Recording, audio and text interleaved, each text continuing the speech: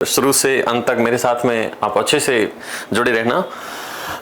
आज जैसा कि आपने थंबनेल पे पूरा देख ही रहे हो, और इस पूरे सेशन में अपन एनसीईआरटी 10th के अंदर केमिस्ट्री का एक मेगा टेस्ट जिसका पूरा अपन सॉल्यूशन देखेंगे, और किस टाइप के बोर्ड पैटर्न के ऊपर क्वेश्चन रहते हैं, उसमें एमसीक्यू कैसे रहते हैं, उसके अंदर फिल इन द ब्लैंक्स कैसे रहते हैं, वेरी शॉर्ट आंसर्ड क्वेश्चन कैसे होते हैं, या फिर लॉन्ग या फिर ऐसी राइटिंग क्वेश्चन में किस टाइप के पैटर्न रहते हैं और उसकी किस टाइप में मार्किंग की जाती है। तो पूरा बोर्ड पैटर्न के अकॉर्डिंग अपन चलेंगे और शुरू से अंत तक आप क्लास के अंदर अच्छे से जुड़े रहना। So thank you. चलते हैं, और विशेष करके मैं बात करूंगा तो ये पेपर जहां पे है, मैं जहां पे अभी ड्यूटी पे हूं, तो वो मयूर नोबल्स एकेडमी जो पश्चिमी राजस्थान का शिक्षा के क्षेत्र में बहुत भव्य एक संस्थान है, और इस संस्थान के अंतर्गत सेवाएं मैं दे रहा हूं। और आप देखोगे तो ये पूरा वट वृक्ष जिनकी छत्र छाया में फल फूल रहा है, प्रगति कर रहा है, और इसी प्लेटफॉर्म के माध्यम से मयूर नोबल एकेडमी के माध्यम से हजारों नहीं लाखों विद्यार्थी अपना भविष्य स्वर्णिम कर चुके हैं, उज्जवल कर चुके हैं। तो ये पूरा वट वृक्ष जिनकी छत्र छाया में फल फूल रहा है, तो इस विद्यालय के निदेशक महोदय जी परम आदरणीय रहमत सिंह जी चौहान सर, और फिर आप देखोगे तो इस पूरे विद्यालय के अंदर जो इंफ्रास्ट्रक्चर है वो बहुत ही शानदार है। यहाँ की आप लैबें देख लो, यहाँ का इंफ्रास्ट्रक्चर देख लो, यहाँ का बिल्डिंग वर्क देख लो, यहाँ का मैनेजमेंट देख लो, हर चीज बहुत नहीं हो, मतलब किसी से आप उसकी कंपेयर ही नहीं कर सकते, इतना शानदार। और ये पूरे राजस्थान के अंदर, पश्चिमी राजस्थान को तो कंप्लीट लीड कर रहा है ये विद्यालय, है ना।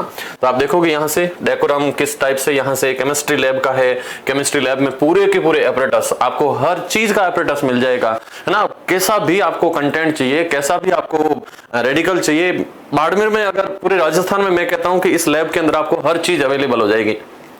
चाहे आप एनालिटिकल टेस्ट पे जाओ, चाहे आप रेडिकल टेस्ट पे जाओ, चाहे आप आयोनिक एनायोनिक पे चले जाओ, टाइट्रेशन पे चले जाओ, कुछ भी किसी भी टाइप का ना, छोटी से बड़ा हर टाइप का एपरेटस और हर टाइप का सॉल्यूशन रेडिकल यहाँ पे अवेलेबल रहता है। बहुत ही एकदम शानदार लैब है यहाँ की।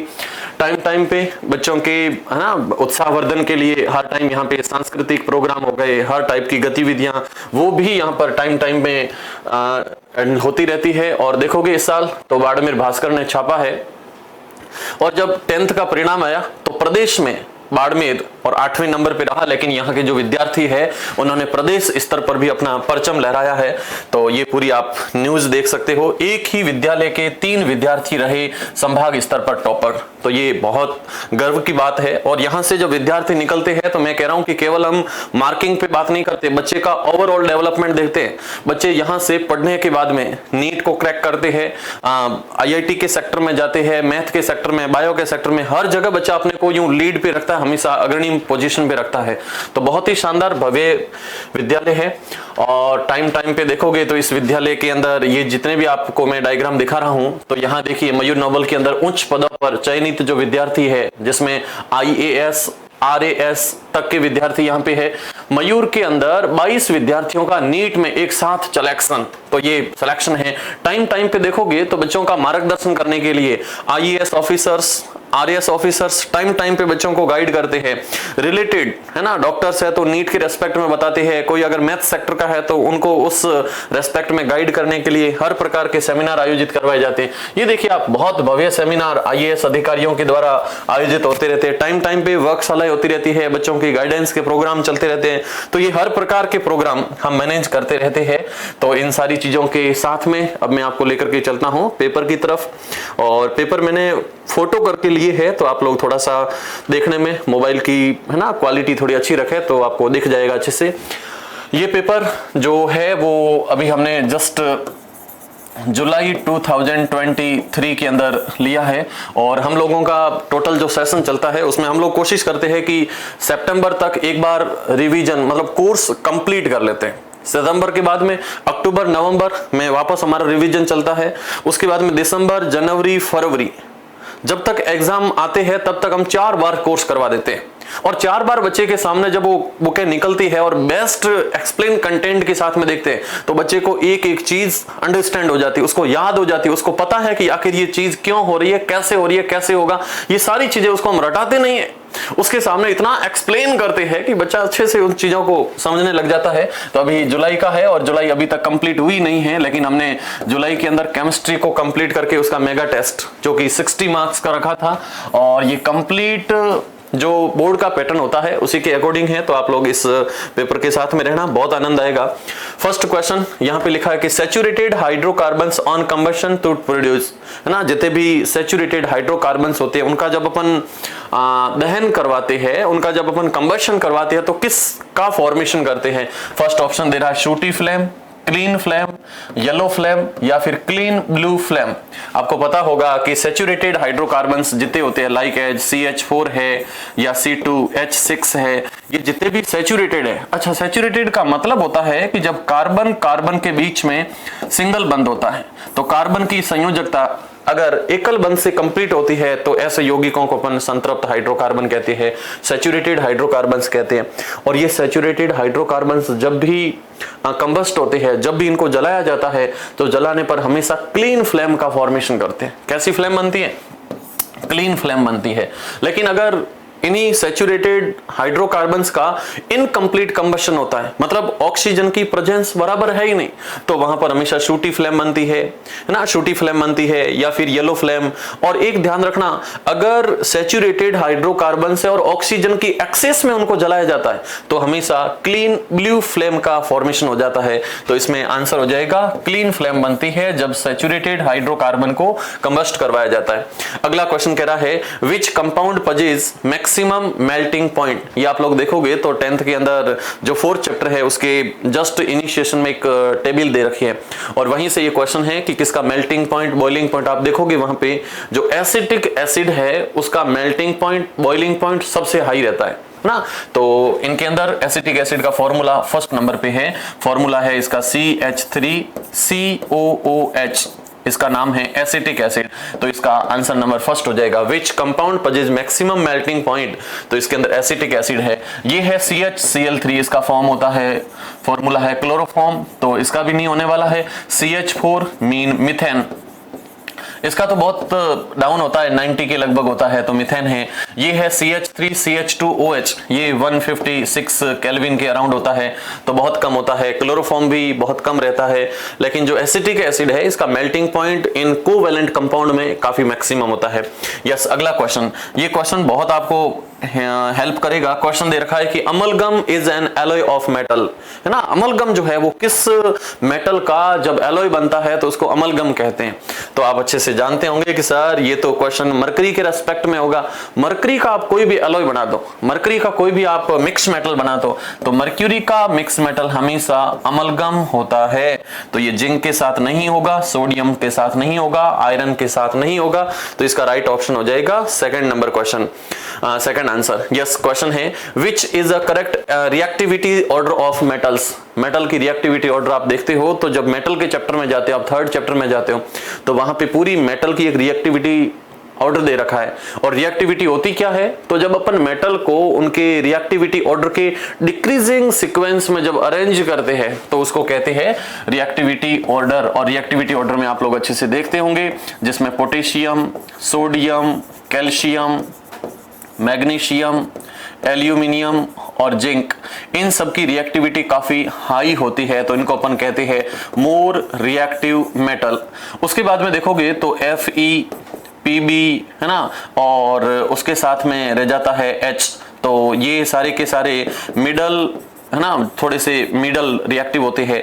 उसके बाद में आप देखोगे तो Cu, Hg, Ag और Au, ये सारे के सारे एलिमेंट बहुत लेस रिएक्टिव होते हैं। तो इनमें एक सीक्वेंस पूछा है कि कौन सा सीक्वेंस सही हो जाएगा, तो मैग्नीशियम, एल्यूमिनियम, जिंक और आयरन, मैग्नीशियम, एल्यूमिनियम, जिंक और आयरन, ऑप्शन नंबर 3rd इसका राइट हो जाएगा। ओके, यस, ये छोटे छोटे क्वेश्चन थे आपके जिसमें अपन ने 4 क्वेश्चनों के ऊपर डिस्कशन किया है। नेक्स्ट चलते हैं अगले पेज के ऊपर। ये चीजें आपको जो भी चीजें साथ साथ में नोट करनी है तो नोट करते हुए भी जाइए। और अगला क्वेश्चन कह रहा है salt that used for removing permanent hardness of water, पानी के अंदर जो एक स्थायी या परमानेंट जो हार्डनेस होती है, कठोरता होती है, उसको रिमूव करने के लिए कौन सा सब्सटेंस काम में लेते हैं? Bleaching powder, baking soda, plaster of Paris या फिर वॉशिंग सोडा। तो इसका राइट हो जाएगा वॉशिंग सोडा। तो वॉशिंग सोडे को यूज लेते हैं और वॉशिंग सोडे का फॉर्मूला होता है Ne2CO3.10H2O। तो ये Ne2CO3.10H2 है जो वॉशिंग सोडा होता है, और इस वॉशिंग सोडे का यूज परमानेंट जो हार्डनेस होती है पानी के अंदर उसको रिमूव करने में इसको यूज लेते हैं। यस, अगला क्वेश्चन है पीएच रेंज ड्यूरिंग टीथ। देखें, जब दांत टूटने स्टार्ट होते हैं तो उस समय पीएच वैल्यू क्या होती है? अच्छा, यहीं पे ध्यान रखना, एक क्वेश्चन आता है एसिडिक रेंज में। एसिडिक रेंज जब होती है तो उसकी पीएच वैल्यू बिलो देन 5.6 हो जाती है, लेकिन जब टीथ डिके होने स्टार्ट होते हैं तब पीएच वैल्यू लोअर देन 5.5 होनी स्टार्ट होती है। तो इसका ऑप्शन नंबर 3 हो जाएगा। जब टीथ डिके होते हैं तो टीथ डिके के अंदर पीएच वैल्यू कम हो जाती है। किससे कम हो जाती है? तो अपन नोट करते हैं लोअर देन 5.5। तो 5.5 से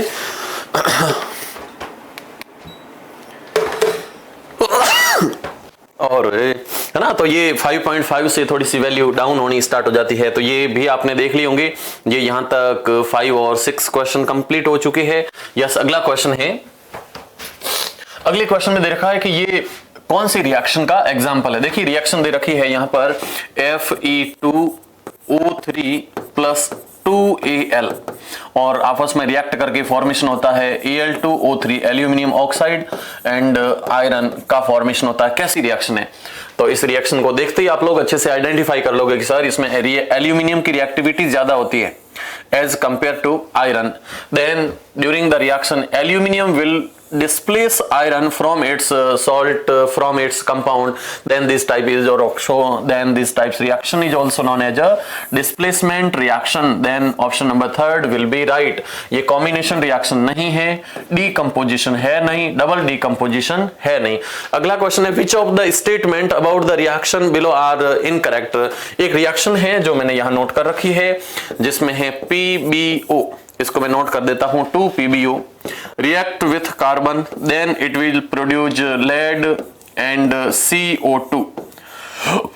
इस रिएक्शन में आपको रेडॉक्स के बारे में जाना है कि रेडॉक्स में देखिए इसमें लेड के साथ में ऑक्सीजन है और यहां पे आप जाओगे तो लेड में ऑक्सीजन नहीं है। तो जहां पे ऑक्सीजन रिमूव होती है ना, या फिर हाईली इलेक्ट्रोनेगेटिव एलिमेंट अगर रिमूव होता है तो उस प्रोसेस को अपन नाम देते हैं रिडक्शन। तो ये रिडक्शन हो जाएगा। किसका रिडक्शन होगा? तो यहां पे जो लेड ऑक्साइड है, लेड ऑक्साइड है, इस लेड ऑक्साइड का हो रहा है रिडक्शन। क्योंकि रिडक्शन इसलिए क्योंकि इसमें से ऑक्सीजन रिमूव हो रही है।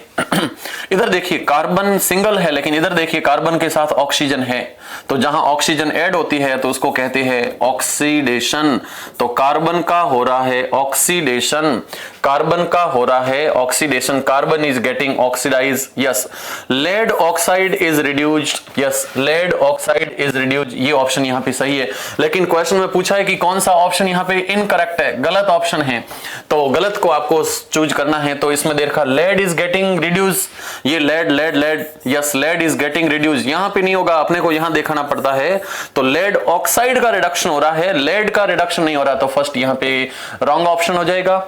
और यहां पे सेकंड देखिए carbon dioxide is getting oxidise, नहीं, इधर कार्बन का ऑक्सीडेशन हो रहा है, कार्बन डाइऑक्साइड का ऑक्सीडेशन नहीं हो रहा है, तो सेकंड भी यहां पे गलत हो जाएगा। तो कौन से गलत हो जाएंगे? तो इसमें फर्स्ट एंड सेकंड दोनों यहां पर इनकरेक्ट हो जाएंगे, तो इसका ऑप्शन नंबर फर्स्ट राइट हो जाएगा। तो ये एमसीक्यू के अंदर टोटल 8 क्वेश्चन थे छोटे छोटे और आपने बहुत अच्छे से इनको एंजॉय किया। यस, नेक्स्ट अपन चलते हैं और आगे अपने पास में है फिल इन द ब्लैंक्स के क्वेश्चन। फर्स्ट क्वेश्चन दे रखा है पीवीसी स्टैंड फॉर, मीन आपको पीवीसी का फुल फॉर्म पे जाना है। और पीवीसी जो घरों के अंदर अपन वायर या घरेलू लाइट फिटिंग जब करवाते हैं तो उसमें जो वायर के ऊपर कोटिंग होती है उस पे जो रबड़ होता है वो सारा का सारा पीवीसी होता है। या फिर पानी फिटिंग में अपन जितनी भी नलियां लगाते हैं, ट्यूब्स लगाते हैं, उन सभी के अंदर जो मटेरियल यूज होता है दैट इज अ पीवीसी। और इस पीवीसी का फुल फॉर्म होता है पॉली वाइनिल क्लोराइड, कुछ बच्चे बोलते हैं पॉलीविनाइल क्लोराइड, तो कोई फर्क नहीं पड़ना है, दोनों का मीन एक ही होता है, तो इसका नेम हो जाता है पॉलीवाइनिल क्लोराइड। ये पॉलीवाइनिल क्लोराइड होता है, that stand for PVC. Yes, second question यहां पे दे रखा है।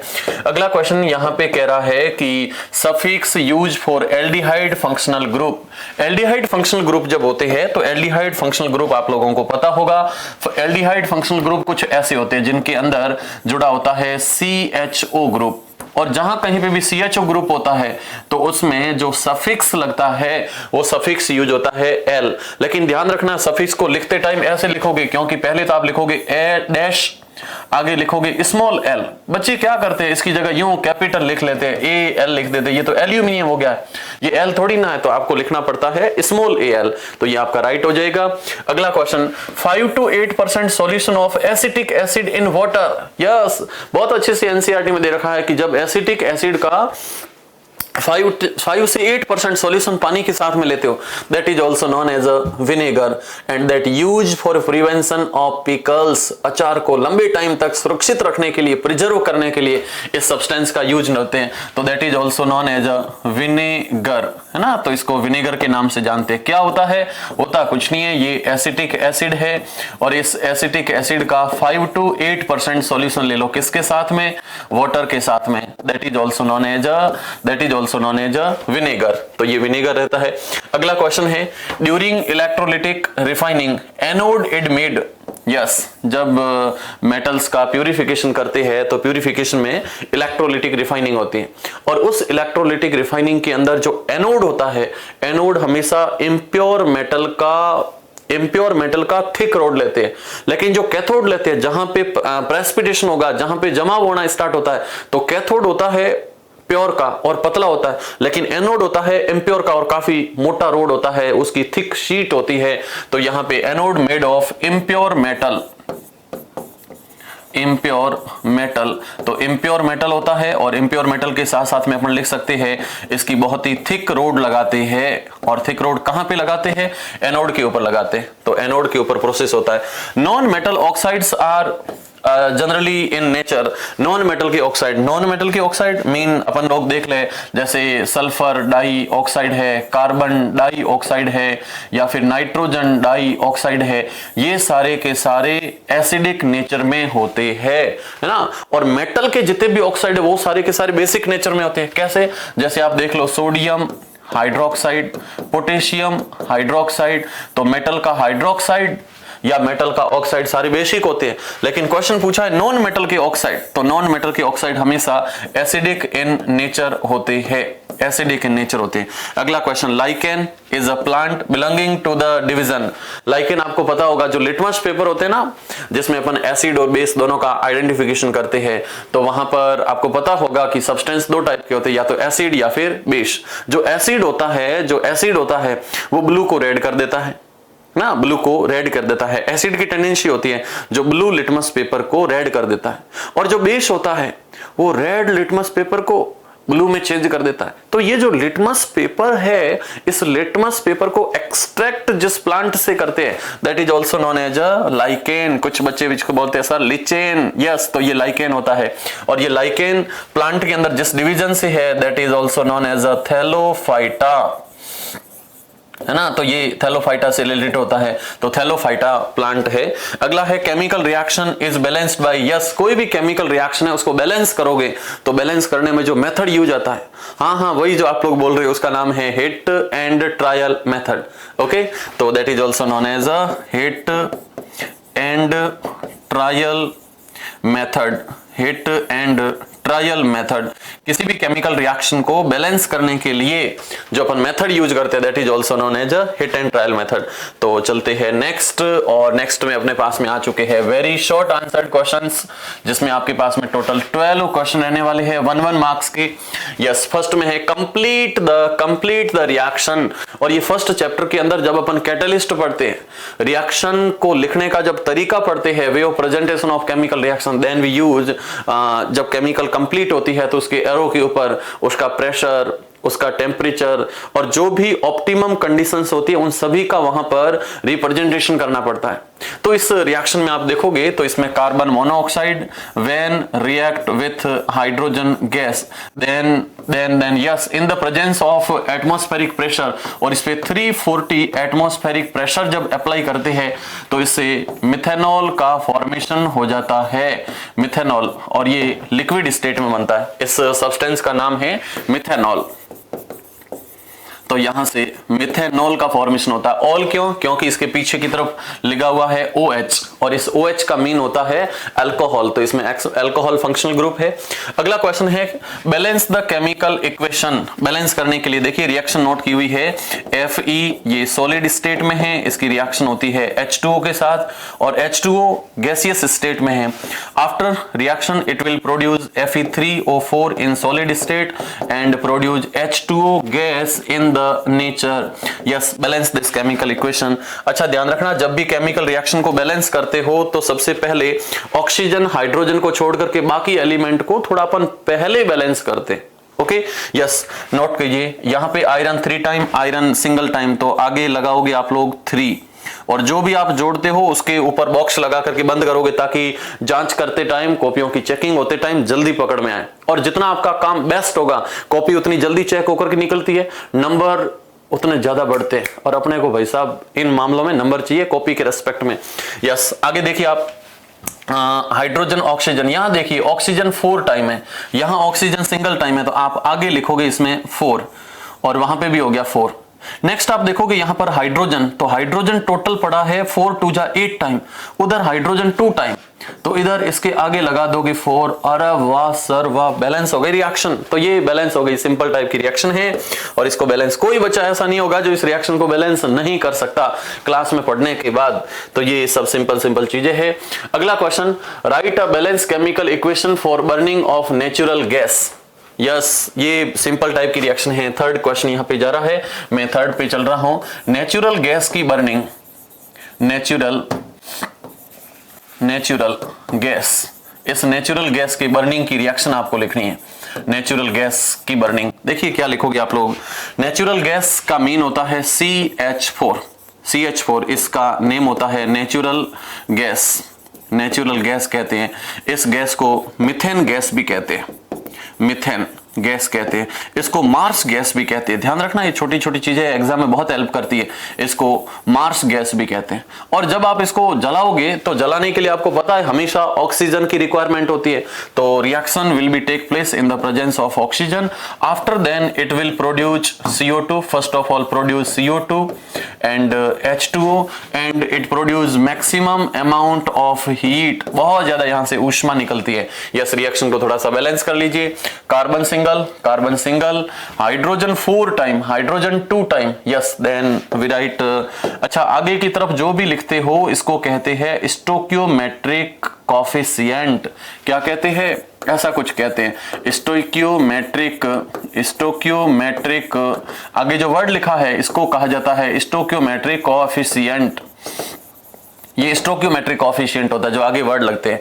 अच्छा, अब देखना यहाँ पे ये ऑक्सीजन 2 टाइम, ये ऑक्सीजन 2 टाइम, टोटल 4 टाइम हो चुकी है, तो इसके आगे लगा दोगे 2, तो ये हो जाएगी 4, और साथ में खूब सारी यहाँ से हीट प्रोड्यूस होती है। तो नेचुरल गैस के बर्निंग की केमिकल रिएक्शन आप लिखोगे, और हर सब्सटेंस के नीचे उसका नाम लिखोगे। इसके नीचे लिखोगे कार्बन डाइऑक्साइड, ये कार्बन डाइऑक्साइड है। इधर की तरफ लिखोगे वाटर, और इस रिएक्शन में देखो हीट बाहर निकल रही है, तो ये रिएक्शन एक एक्सोथर्मिक रिएक्शन है। एक्सोथर्मिक रिएक्शन, एक्सोथर्मिक वो होती है जिसमें डेल्टा H, यानी उस सिस्टम की पूरी जो इंथैल्पी है, उसकी टोटल जो हीट है वो हमेशा रिड्यूस होगी, तो यहां पर डेल्टा H नेगेटिव रहेगा। अगर एंडोथर्मिक होगी तो सिस्टम की heat total change in energy बढ़ती, लेकिन यहां पे नेगेटिव रहती है। तो ये था नेचुरल गैस का बर्निंग का। Right 2 examples of synthetic indicators. Yes, आप लोग चैप्टर 2 में जैसे ही जाते हो एसिड बेस वाले में, उसमें खूब सारे सूचक होते हैं, खूब सारे इंडिकेटर्स होते हैं जो किसी भी टेस्ट ट्यूब में उपस्थित उसमें प्रेजेंट एसिड, बेस और सॉल्ट को हमेशा आइडेंटिफाई करवाते हैं। लिटमस पेपर भी अपन यूज करते हैं, लेकिन वो नेचुरल चीजें होती है। कुछ सिंथेटिक इंडिकेटर्स होते हैं जिसमें 2 नाम सबसे ज्यादा आते हैं, और कुछ ऑल्फैक्टरी इंडिकेटर्स भी होते हैं जिसमें आप लोग वेनिला पढ़ते हो, या फिर क्लोव ऑयल पढ़ते हो, ऑनियन पढ़ते हो। ये सारे के सारे ऑल्फैक्टरी होते हैं जो गंध के द्वारा है ना, स्मेल के द्वारा पता लगाते हैं कि एसिड है या फिर बेस है। तो अपन चलते हैं क्वेश्चन नंबर 4 के ऊपर, और क्वेश्चन नंबर 4 कह रहा है synthetic indicators. Yes, synthetic indicators. बच्चों सिंथेटिक इंडिकेटर्स में आप लोगों को दो नाम अच्छे से याद रखने हैं, सिंथेटिक इंडिकेटर्स। और सिंथेटिक इंडिकेटर्स में क्या नाम होगा, तो आप फर्स्ट में याद रखोगे मिथाइल ऑरेंज, मिथाइल ऑरेंज। और सेकंड इसका थोड़ा सा नाम बच्चों को दिक्कत होती है, इसका नाम है फिनोल्फथैलीन। क्या नाम है, फिनोल्फथैलीन। ये फिनोल्फथैलीन होता है। तो फर्स्ट है मिथाइल ऑरेंज और सेकंड है फिनोल्फथैलीन। ये सिंथेटिक इंडिकेटर्स। कई बार इसमें ऑल फैक्ट्री इंडिकेटर्स भी पूछते हैं, ऑल फैक्ट्री इंडिकेटर्स। और ऑल फैक्ट्री इंडिकेटर्स जब पूछा जाता है तो ऑल फैक्ट्री इंडिकेटर्स में याद रखोगे एक तो ऑनियन, है ना, ऑनियन के साथ में क्लोव ऑयल, क्लोव ऑयल याद रखोगे, और तीसरा याद रखोगे वनीला, वनीला वनीला वनीला। तो ये कुछ सिंथेटिक के साथ साथ में ऑल फैक्ट्री भी होते हैं जो स्मेल चेंज करके आपको एसिड या बेस की प्रेजेंस का पता लगवाते हैं। Yes yes yes yes. अगला क्वेश्चन है कि hydrogen ion can not exist alone, it combine with water molecule. Yes, right reaction for that. Yes, question ये कह रहा है कि जो क्वेश्चन नंबर कितना है, यस क्वेश्चन नंबर यहां पे आप देखोगे तो ये क्वेश्चन नंबर है थर्ड का 5th नंबर क्वेश्चन है। Yes, 5th number. देखिए क्वेश्चन ये है कि जैसे आप लोग किसी एसिड को, ये मेरे पास में एक वेसल है और इस वेसल के अंदर मैंने यहां पे डाल रखा है HCl और HCl को डाल दिया H2O के अंदर। जैसे ही HCl H2O के अंदर डिग्रेड होगा तो डिग्रेड होने पर ये है यहां पर वाटर प्लस HCl। लेकिन ये HCl पानी के अंदर जैसे ही टूटेगा तो HCl तो एक स्ट्रॉन्ग इलेक्ट्रोलाइट है, बहुत प्रबल विद्युत अपघट है, और इसका हमेशा एक रिवर्सिबल नहीं होगा, इरिवर्सिबल होगा। तो यहाँ पे H+ बनेंगे और Cl- का फॉर्मेशन होता है। ये H+ कभी भी खुद को पानी के अंदर अकेला एग्जिस्ट नहीं कर सकता, ये हमेशा पानी के साथ जुड़ता। तो रिएक्शन यही पूछी है कि H+ कभी भी एलोन में एग्जिस्ट नहीं करते हैं, एलोन कभी भी एग्जिस्ट नहीं करते हैं, it always combined with water. Yes, right that reaction. तो अपन कहते हैं कि H+ when it combined with water molecule then it produce H3O+ ion. Yes, and that ion is also known as hydronium ion, hydronium ion. Yes, water के साथ जब H+ जुड़ेगा, yes H+ को अपन कह सकते हैं प्रोटॉन या फिर इसको कहते हैं हाइड्रोजन आयन। तो इसका नेम है हाइड्रोजन आयन। तो हाइड्रोजन आयन कभी भी खुद को सिंगल अकेला एग्जिस्ट में नहीं रख सकता, ये वाटर के साथ में जुड़ता है और जुड़ते ही H3O+ का फॉर्मेशन करता है, and that is also known as a hydronium ion. तो ये एक छोटी सी रिएक्शन के रेस्पेक्ट में है जो आपको पूछा था और ये था नोट करना था। चलते आगे। यस, अगला क्वेश्चन दे रखा है यहां पर 6 नंबर पे, define pH scale. PH scale क्या होती है, इसको डिफाइन कीजिए। तो मैं लेकर के चलता हूं आपको 6 नंबर के ऊपर, और 6 नंबर क्वेश्चन दे रखा है पीएच क्या होती है। देखिए पीएच को आप देखोगे तो पीएच को लिखने का तरीका भी ध्यान रखना, पी हमेशा नीचे लिखा जाता है, एच को थोड़ा सा ऊपर की तरफ लिखा जाता है। और इस पीएच को जब अपन नोट करते हैं तो इस पीएच के अंदर पी स्टैंड फॉर पोटेंज, ये एक जर्मन लैंग्वेज का वर्ड है पोटेंज, एंड पोटेंज का मीन होता है पावर, पोटेंज मीन पावर। और यहां पे एच का मीन होता है हाइड्रोजन आयन, हाइड्रोजन आयन। तो यहां पर H का मीन होता है हाइड्रोजन आयन और P का मीन होता है पोटेंज। तो ये दोनों वर्ड यहां पे मिलते हैं। लेकिन क्वेश्चन आता है कि पीएच स्केल होती क्या, डिफाइन कीजिए। तो सिंपल होता है कि किसी भी सॉल्यूशन के अंदर हाइड्रोजन आयन की कंसंट्रेशन कैलकुलेट करने के लिए, मेजर करने के लिए जिस स्केल का यूज किया जाता है that is also known as a pH scale. तो इसको अपन डिफाइन करते हैं scale that use for measure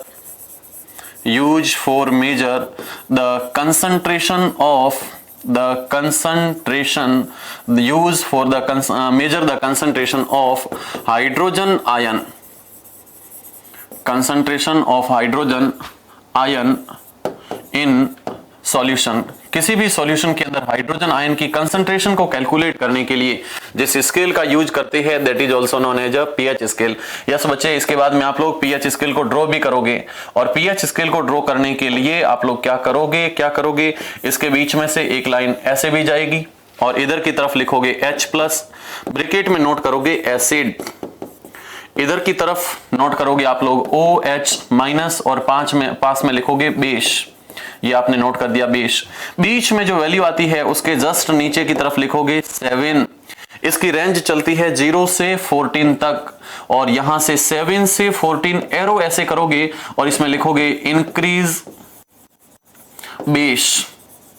इधर की तरफ एरो करोगे और इसके अंदर लिखोगे इंक्रीज एसिड, इंक्रीज एसिड। इतना आपने नोट कर लिया। 1 नंबर का क्वेश्चन, कुछ भी नहीं कटेगा, एकदम सिंपल आ जाएगा।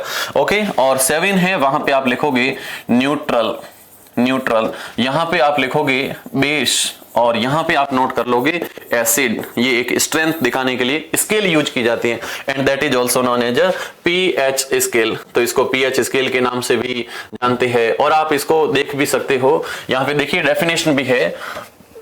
डेफिनेशन यहां पढ़िए, scale for measure hydrogen ion concentration in a solution called pH scale and that भी इसके लिए इसको डेवलप किया जाता है। P in pH stand for potence in German language meaning power. On the pH scale we can measure pH generally from 0 very acidic to 14 very alkaline. Yes, जहां पे pH 0 होता है वो बहुत ज्यादा एसिडिक होता है and at pH 14 that is very highly alkaline. बच्चों इस alkaline का मीन होता है बेसिक नेचर, है ना। तो यहां पर बेसिक नेचर होता है, बहुत हाई होता है। आगे लिखा है pH should be through the simply as the number whole indicate the acidic and basic nature of a solution. Higher the hydrogen ion concentration, lower the pH value. Yes सही है, जितना H+ ज्यादा होगा उसकी pH वैल्यू उतनी down होगी। जैसे मैं बोल रहा हूं कि जिसका pH 1 होता है तो भाई साहब जिसका pH 1 होता तो उसमें H+ बहुत हाई होंगे और जिसमें pH अगर 14 पे आ रही है तो pH 14 पे होगी तो pH 14 होने पर उसमें H+ की कंसंट्रेशन उतनी ही डाउन होगी। तो ये इसमें बात की है। आगे दे रखा है the pH of neutral solution is 7। जो भी न्यूट्रल सॉल्यूशन होते हैं तो उनकी pH वैल्यू हमेशा 7 पे होती है। वैल्यू लेस देन 7 तो यहां पर स्केल पे जिसकी भी लेस देन 7 होती है that is acidic in solution, acidic nature and pH increases from 7 to 14 it represent increase OH- ion concentration in the solution that is increase in the strength of alkaline. Okay, और ये कुछ point है जिसके respect में अपन pH को define कर सकते हैं। आप लोग अच्छे से समझ गए होंगे। यस, तो ये तुम्हारे जो क्वेश्चन थे यहां पर pH वाला ये क्वेश्चन हो गया है कंप्लीट। अगला क्वेश्चन कह रहा है right 2 uses of chlorine gas form during chlor alkaline process. बच्चे यहां पे क्वेश्चन पूछा है कि जो क्लोरीन गैस है उसके 2-4 यूज बता दीजिए। 2-4 नहीं, ओनली 2 यूज। तो क्लोरीन गैस जिसका फॉर्मेशन होता है, मैंने लिखा भी है पीछे, क्लोर एल्केलाइन प्रोसेस होता है जहां पे सोडियम हाइड्रोक्साइड का जब फॉर्मेशन होता है तो उसी ड्यूरिंग में इसका फॉर्मेशन भी होता है। और बच्चों जब इस क्लोरीन गैस का यूज देखते हैं तो क्लोरीन गैस के यूजेस के लिए भी मैंने आपके सामने एक पीपीटी और लगाई है। इसमें आप देख सकते हैं कि जब इस सोडियम हाइड्रोक्साइड का फॉर्मेशन होता है, सोडियम हाइड्रोक्साइड, और सोडियम हाइड्रोक्साइड का जब फॉर्मेशन होता है तो उसकी रिएक्शन भी मैं आपके सामने दिखा देता हूं कि जब NaCl का पानी के अंदर अपन सॉल्यूशन बना लेते हैं। अच्छा ध्यान रखना, NaCl और पानी का जो सॉल्यूशन होता है उसको ब्राइन सॉल्यूशन कहते हैं। ब्राइन सॉल्यूशन, ब्राइन सॉल्यूशन क्या होता है तो अपन नोट करते हैं कि या फिर नोट करते हैं कि when NaCl salt when dissolved in water then a solution is prepared that is also known as a brine solution। तो ब्राइन सॉल्यूशन होता है। बच्चों इस ब्राइन सॉल्यूशन के अंदर जब अपन करंट पास आउट करते हैं, इसमें जब इलेक्ट्रिसिटी को पास आउट करवाया जाता है, इलेक्ट्रिसिटी, तो यहां से बन जाता है NaOH प्लस बन जाती है यहां से Cl2 गैस और प्लस बनती है यहां से H2 गैस। और जब करंट पास आउट करवाते तो आपको पता है करंट के अंदर 2 इलेक्ट्रोड होते हैं, एक होता है एनोड और एक होता है कैथोड। तो जो कैथोड होता है वहां पर बनती है हाइड्रोजन। कैथोड जो होता है वहां पर बनता है NaOH, और जो एनोड होता है वहां पर बनती है Cl2 गैस। ये ध्यान रखोगे, cathode mean minus, anode mean plus, cathode mean minus, तो इनका भी टर्मिनल का ध्यान रखोगे। और जो क्लोरीन गैस बनती है उसका यूज क्या क्या होता है, तो देखिए क्लोरीन का पहला यूज होता है वाटर ट्रीटमेंट में, स्विमिंग पूल में डालते हैं, पीवीसी में डालते हैं, डिसइंफेक्टेंट्स में डालते हैं, छोटे जीवाणुओं को खत्म करने के लिए CFC और पेस्टिसाइड्स, खूब सारे यूज होते हैं। Cl2 का यूज, तो Cl2 का यूज फर्स्ट होता है वाटर ट्रीटमेंट में, वाटर ट्रीटमेंट में इसका यूज होता है। सेकंड इसका यूज होता है स्विमिंग पूल के अंदर, स्विमिंग पूल के अंदर डालते हैं ताकि उसके अंदर छोटे छोटे कोई भी जर्म्स हो वो सारे मर जाए। फिर पीवीसी में, जो घरों के ऊपर अपन लाइट फिटिंग, पानी फिटिंग करवाते हैं, उसमें जो नलियां लगाते हैं, रबड़ लगाते हैं, तो उसमें इसका यूज होता है। फिर इसका यूज होता है डिसइंफेक्टेंट्स के अंदर, डिसइंफेक्टेंट्स में इसका यूज होता है। क्लोरोफ्लोरोकार्बन, फ्रिज में गैस भरी जाती है तो उसमें भी इसका यूज होता है। और इसका यूज होता है पेस्टिसाइड्स में, पेस्टिसाइड्स में भी इसका यूज किया जाता है। तो ये काफी इसके यूज दे रखे हैं। ओके, यस, इसी के साथ में आप लोग हाइड्रोजन के भी यूज देख सकते हो। हाइड्रोजन का यूज होता है, H2 गैस का यूज होता है फ्यूल के अंदर, फ्यूल के साथ में कच्चा मावा या इसको कहते हैं मार्गरीन, तो इसके फॉर्मेशन में होता है। अमोनिया, अमोनिया के फॉर्मेशन में भी होता है, अमोनिया का फॉर्मेशन होता है NH3, तो वहां पे भी इसका यूज होता है। और एज अ फर्टिलाइजर्स भी यूज होता है, फर्टिलाइजर्स में भी इसका यूज होता है। और आप देखोगे यहां पर सोडियम हाइड्रोक्साइड के भी यूज है, तो सोडियम हाइड्रोक्साइड का डीग्रीजिंग में यूज होता है, साबुन, डिटर्जेंट, पेपर मेकिंग में, आर्टिफिशियल फाइबर बनाने में NaOH का यूज होता है। तो ये बहुत अच्छा क्वेश्चन था यहां पर। और इसके बाद अपन चलते हैं नेक्स्ट क्वेश्चन पर। नेक्स्ट क्वेश्चन नंबर 8 जा रहा है, which compound is used for manufacturing of borax. Yes, ये ध्यान रखना बोरेक्स के बारे में। बोरेक्स क्या होता है, जब अपन केमिस्ट्री लैब में घुसते हैं तो वहां पर पिपेट, ब्यूरेट और थिसल ट्यूब के साथ साथ में ignition tube, test tube, boiling tube, ये जितने भी ग्लास वेयर होते हैं, कांच के उपकरण होते हैं, इन सब का फॉर्मेशन जिस पदार्थ से होता है उसका नाम होता है बोरेक्स। और इस बोरेक्स का फॉर्मूला भी याद रखोगे, नाम होता है Na2B4O7.10H2O। ये होता है बच्चों बोरेक्स। क्वेश्चन आया कि इस बोरेक्स के फॉर्मेशन में किस कंपाउंड का यूज होता है, तो मैंने आपके सामने यहाँ पे इसको नोट भी किया है। जो वॉशिंग सोडा होता है बच्चों, इस वॉशिंग सोडे का फॉर्मूला आप लोगों को पता होगा, Na2CO3.10H2O, ये होता है वॉशिंग सोडा। और इस वॉशिंग सोडे की सेकंड पॉइंट कह रहा है एनसीईआरटी का line, it is used in the manufacturing of sodium compound such as borax. तो बोरेक्स के फॉर्मेशन में इसका यूज होता है। तो बोरेक्स के फॉर्मेशन में ये क्वेश्चन हो गया complete. 2 example of metals that are comparatively poor conductor of heat. Yes, इसको मैंने यहां पे आपके सामने डिफाइन किया है, लिखा हुआ यहाँ पे, कहां से देखोगे, लिखा हुआ है कि the best conductor of heat are silver and copper. देखिए हीट की सबसे बेस्ट कंडक्टर कौन कौन सी है, तो एक तो है सिल्वर, और सिल्वर के साथ में है कॉपर। ये सिल्वर और कॉपर हीट की सबसे सुपर कंडक्टर है। लेकिन इसी लाइन में लिखा lead and mercury are comparatively poor conductor of heat. Yes, कितना गजब का पॉइंट दे रखा है। एक तो लेड का फॉर्मूला होता है Pb, ये है लेड, और लेड के साथ में दूसरा है मर्क्यूरी का फॉर्मूला होता है बच्चों Hg, ये है मर्क्यूरी। तो ये मर्क्यूरी और दूसरा है लेड, ये दोनों comparatively poor conductor of heat होते हैं, है ना। तो ये इसमें पॉइंट पूछा जाता है। बहुत अच्छे से आप पेपर को एंजॉय कर रहे हो, और ऐसे ही आप लोग मयूर के साथ में जुड़ करके और अगर पढ़ते हो तो अपना भविष्य नो डाउट स्वर्णिम हाथों में रहता है। क्योंकि यहाँ से एक फैकल्टी मेंबर अपने सब्जेक्ट में इतने पारंगत है, और रवंश सिंह जी सर ने, है ना, कहते हैं ना भाई साहब, जो जमीन खोद के अंदर से जब करोड़ों टन जब जमीन, कचरा, गैंग सारा हटा के लास्ट में जो डायमंड निकलते हैं, उस स्कूल के अंदर सारे के सारे टीचर इतने ज्ञानवान हैं, इतने सब्जेक्ट के ज्ञाता है ना, तो नो डाउट अच्छा रिजल्ट रहता है। संभाग स्तर पर हमेशा टॉप करती है। आज नहीं, 1993 से जब से इसका स्टेबलाइजेशन हुआ स्कूल का, उसके बाद में रिजल्ट के मामले में, है ना, सर्विस के मामले में हमेशा बरकरार रही स्कूल। तो नो डाउट आप लोग देखोगे, है ना। यस, चलते हैं अपन लोग वापस क्वेश्चन के ऊपर। और अगला क्वेश्चन कौन सा है अपने पास, कौन सा है, कहां गए क्वेश्चन, कहां गए क्वेश्चन। यस, ये रहे क्वेश्चन, यहां पे भी नहीं है। कहाँ गए क्वेश्चन। ये हाइड्रोजन आयन है, उसके बारे में भी यहाँ पे था। हाइड्रोनियम आयन जिसके ऊपर अपन चल रहे थे, यस, उसके बारे में भी था। और ये मेटल के कंडक्टर के ऊपर भी क्वेश्चन था, और इसी में क्वेश्चन पड़ी है ऊपर की तरफ। यस, ये पड़े तो हमारे सामने क्वेश्चन। तो ये क्वेश्चन नंबर 9 था। 10 नंबर क्वेश्चन है, what is a constituent component in aqua regia. Yes बच्चे, क्वेश्चन आता है एक्वारेजिया के ऊपर, तो मैं एक्वारेजिया पे भी साथ में डिस्कशन कर लेता हूं। एक्वारेजिया क्या होता है, किस टाइप में उसको प्रिपेयर किया जाता है, उसको मैं बता देता हूं। एक्वारेजिया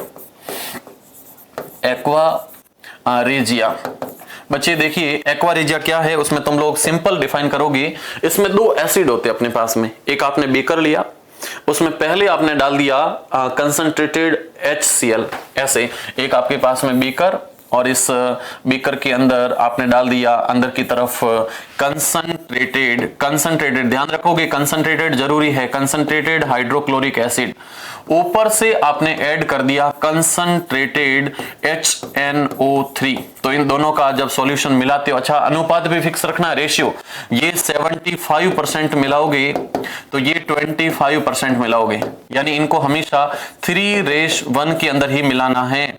जहां पर 3 HCl होगा तो 1 में HNO3 होगा, और इस टाइप में एक जो सॉल्यूशन प्रिपेयर होता है that is also known as aqua regia. तो ये होता है एक्वारेजिया। यस, एक्वारेजिया को अपन डिफाइन करते हैं। तो एक्वारेजिया को डिफाइन करने में अपन लिखते हैं a solution of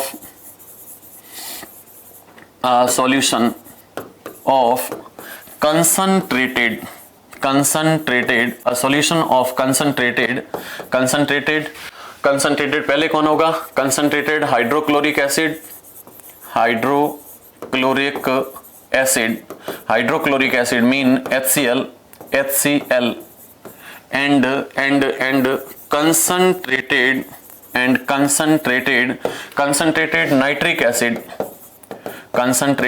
nitric acid, nitric acid mean HNO3 mix with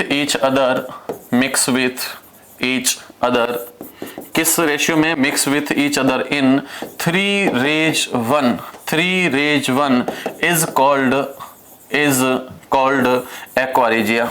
तो ये होता है बच्चों एक्वारेजिया। इस एक्वारेजिया को नाम देते हैं रॉयल वाटर, है ना, रॉयल वाटर के नाम से भी जानते हैं, that is also known as a royal water. एक चीज और आप लोग इसके पास में नोट लगा करके लिखोगे, क्या लिखोगे, सामने जांचने वाले को मजा आ जाएगा, एकदम आनंद आ जाएगा। इसमें आप लिखोगे aqua regia is a highly corrosive in nature, है ना। जो साइंस का बच्चा है, इंग्लिश मीडियम का है, तो उसको पता चल जाएगा क्या मीन होता है इसका। तो aqua regia is a highly corrosive in nature. तो ये तुम्हारा क्वेश्चन यहाँ पे कंप्लीट होता है, और इसी के साथ में आप लोगों को मैं यहाँ पे दिखा भी देता हूँ एक्वारेजिया क्या होता है बच्चों। ये देख लीजिए आप एक्वारेजिया के बारे में। Aqua regia Latin name royal water is a freshly prepared, yes ये लंबा रखना नहीं है, फ्रेशली प्रिपेयर्ड होता है, mixture of concentrated hydrochloric acid and concentrated nitric acid in ratio of 3:1। It can dissolve gold, yes ये सोने को भी पिघला सकता है। एंड इवन दोज, क्या लिखा है, even those either of these acids can do not so alone, yes दोनों में से अकेले किसी भी एसिड में ये स्ट्रेंथ नहीं है, पावर नहीं है कि वो सोने को पिघला दे, लेकिन दोनों का जो मिक्सचर होता है उसमें एक पावर है कि वो सबसे हाईली, है ना, हाईली क्या ना, सबसे लेस रिएक्टिव जो मेटल है उसको भी पिघला सकता है, इतना इसके अंदर पावर होता है। Aqua regia is a highly corrosive and आगे लिखा है fuming liquid and it is one of the few reagent that is able to dissolve gold and platinum. तो ये पॉइंट था इसके रेस्पेक्ट में। यस, आगे तुम लोग देखोगे यहाँ पर, आगे तुम देखोगे तो यहाँ पे इस क्वेश्चन के साथ में अगला क्वेश्चन और दे रखा है यहाँ पे, first identified allotropic form of fullerene was known as, सबसे पहला जो फुलरीन का एलोट्रोप डिफाइन हुआ था या फिर जो डिस्कवर हुआ था वो कौन सा था। यस, उसको भी मैं आपको यहीं पर इसी के साथ में दिखा देता हूं, इसी डायग्राम में दिखा देता हूं। ये भी एनसीईआरटी से सारे मैंने लिए हैं, और यहाँ पे तुम लोग देखोगे कहाँ पड़ा है कहीं है या नहीं। यस यहाँ आप देख सकते हो फुलरीन के बारे में लिखा है, fullerene form another class of carbon allotropes, the first one of the identified, यहां से क्वेश्चन पिकअप हुआ है, the first one to be identified was C60 which has carbon atom arranged in the shape of football। तो football के shape में जहां पे arrangement होता है, तो इसमें फर्स्ट जो आइडेंटिफाई हुआ था वो कौन सा फुलरीन था, दैट वाज C60, है ना। ये छोटे छोटे क्वेश्चन बहुत अच्छे से एनसीईआरटी यहाँ पे कवर करती है। तो ये क्वेश्चन था यहाँ पर, तो यस ये यहाँ पे देख सकते हो। अगला क्वेश्चन 12 नंबर दे रखा है, why carboxylic acid are behave as weak acid. Yes carboxylic acid, या इसको अपन ऐसे नोट कर सकते हैं COOH, ये जिसके साथ में भी होते हैं वो हमेशा कार्बोक्सिलिक एसिड होते हैं। और ये वीक एसिड क्यों होता है, ऐसा करके क्वेश्चन दे रखा है। ध्यान रखना, कार्बोक्सिलिक एसिड और HCl दोनों की आप कंपैरिजन करोगे तो जो हाइड्रोक्लोरिक एसिड की जगह पे, यस हाइड्रोक्लोरिक एसिड, इसको जैसे आप पानी में डिसॉल्व करते हो पानी में, तो इसका यानी कि 100% आयोनाइजेशन हो जाता है, 100% H+ बन जाते हैं और Cl- बन जाते हैं। और कोई भी एसिडिक सब्सटेंस जब पानी के अंदर 100% कैटालाइज हो जाता है, 100% आयोनाइज हो जाता है, so then it behave as a strong acid, but carboxylic acid when dissolved in water it ionize in very less amount, it cannot ionized completely in the water and it produce H+ in very less amount, so carboxylic acid behave as a weak acid। तो आप इसको define कर सकते हो कि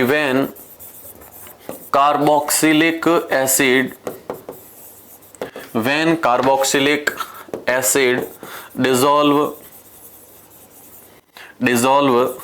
in water, it ionized in very less amount, ionized in very less amount and produce H+ in very less quantity, so it behave as a weak acid, इसलिए इसको नाम दिया जाता है वीक एसिड। वीक एसिड होता है, जैसे अपन carboxylic acid देखे CH3COOH when dissolve in water H2O, तो क्या होगा CH3COO- बनेगा और H+ का फॉर्मेशन होगा। तो बच्चों ये यहाँ पर वीक एसिड की क्वेश्चनिंग थी और ये यहाँ पर जो वेरी शॉर्ट आंसर्ड क्वेश्चन थे वो हो चुके हैं फिनिश। अब अपन चलते हैं बड़े क्वेश्चनों की तरफ। यस ये तुम्हारे सामने बड़े क्वेश्चन है जो थोड़े से, इसको भी अपन ने शॉर्ट आंसर्ड क्वेश्चन दे रखा है जो 2-2 नंबर के, टोटल हमारे पास में 9 क्वेश्चन हैं। तो चलते हैं फर्स्ट क्वेश्चन के अंदर। क्वेश्चन दे रखा है define esterification, right chemical equation with use. तो मैं इसी को यहीं पे दिखा देता हूं। ये क्वेश्चन नंबर था 4, यस क्वेश्चन नंबर 4 है। तो आंसर नंबर 4 पे चलते हैं और 4 में फर्स्ट आप नोट करोगे एस्ट्रिफिकेशन। एस्ट्रिफिकेशन क्या होता है, फर्स्ट में अपन इसको डिफाइन करवा लेते हैं। देखिए बच्चों कोई हार्ड नहीं है, बस सिंपल सा है, जिसमें एसिटिक एसिड और इथेनॉल दोनों की जब आपस में रिएक्शन होती है किसी न किसी एसिड की प्रेजेंस में, तो वहां पर एस्टर का फॉर्मेशन होता है और एस्टर के फॉर्मेशन की प्रोसेस को एस्ट्रिफिकेशन कहते हैं। एकदम सिंपल टाइप का है। यस मैं यहां पे पहले तो इसको डिफाइन कर लेता हूं। तो डिफाइन में नोट करते हैं कि when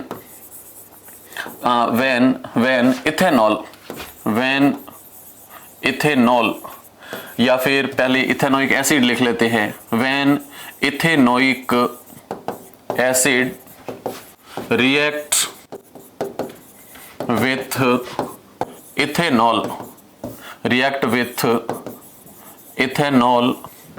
in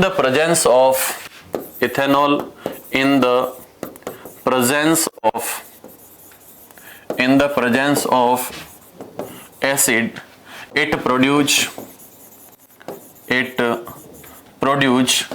ester,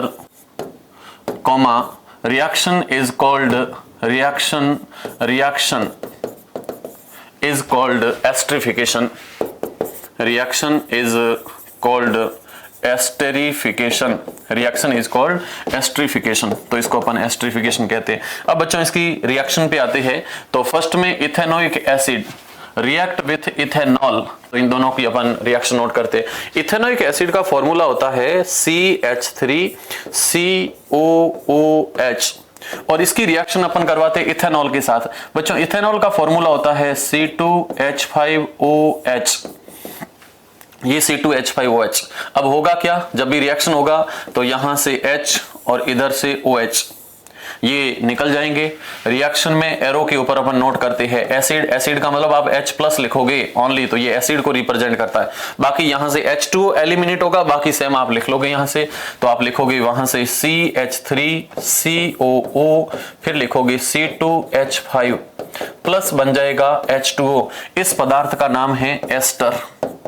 बच्चों इस एस्टर का अगर IUPAC नाम देखें अपन, तो इसका नाम है इथाइल इथेनोएट, तो इसका नेम है इथाइल इथेनोएट, तो इथाइल इथेनोएट है, जिसको अपन एस्टर के नाम से भी जानते हैं। अच्छा एक चीज और नोट करोगे, यहां पर इसका यूज पूछा जाता है कि एस्टर का यूज कहां पे होता है, तो अपन नोट करते हैं यूजेस ऑफ एस्टर।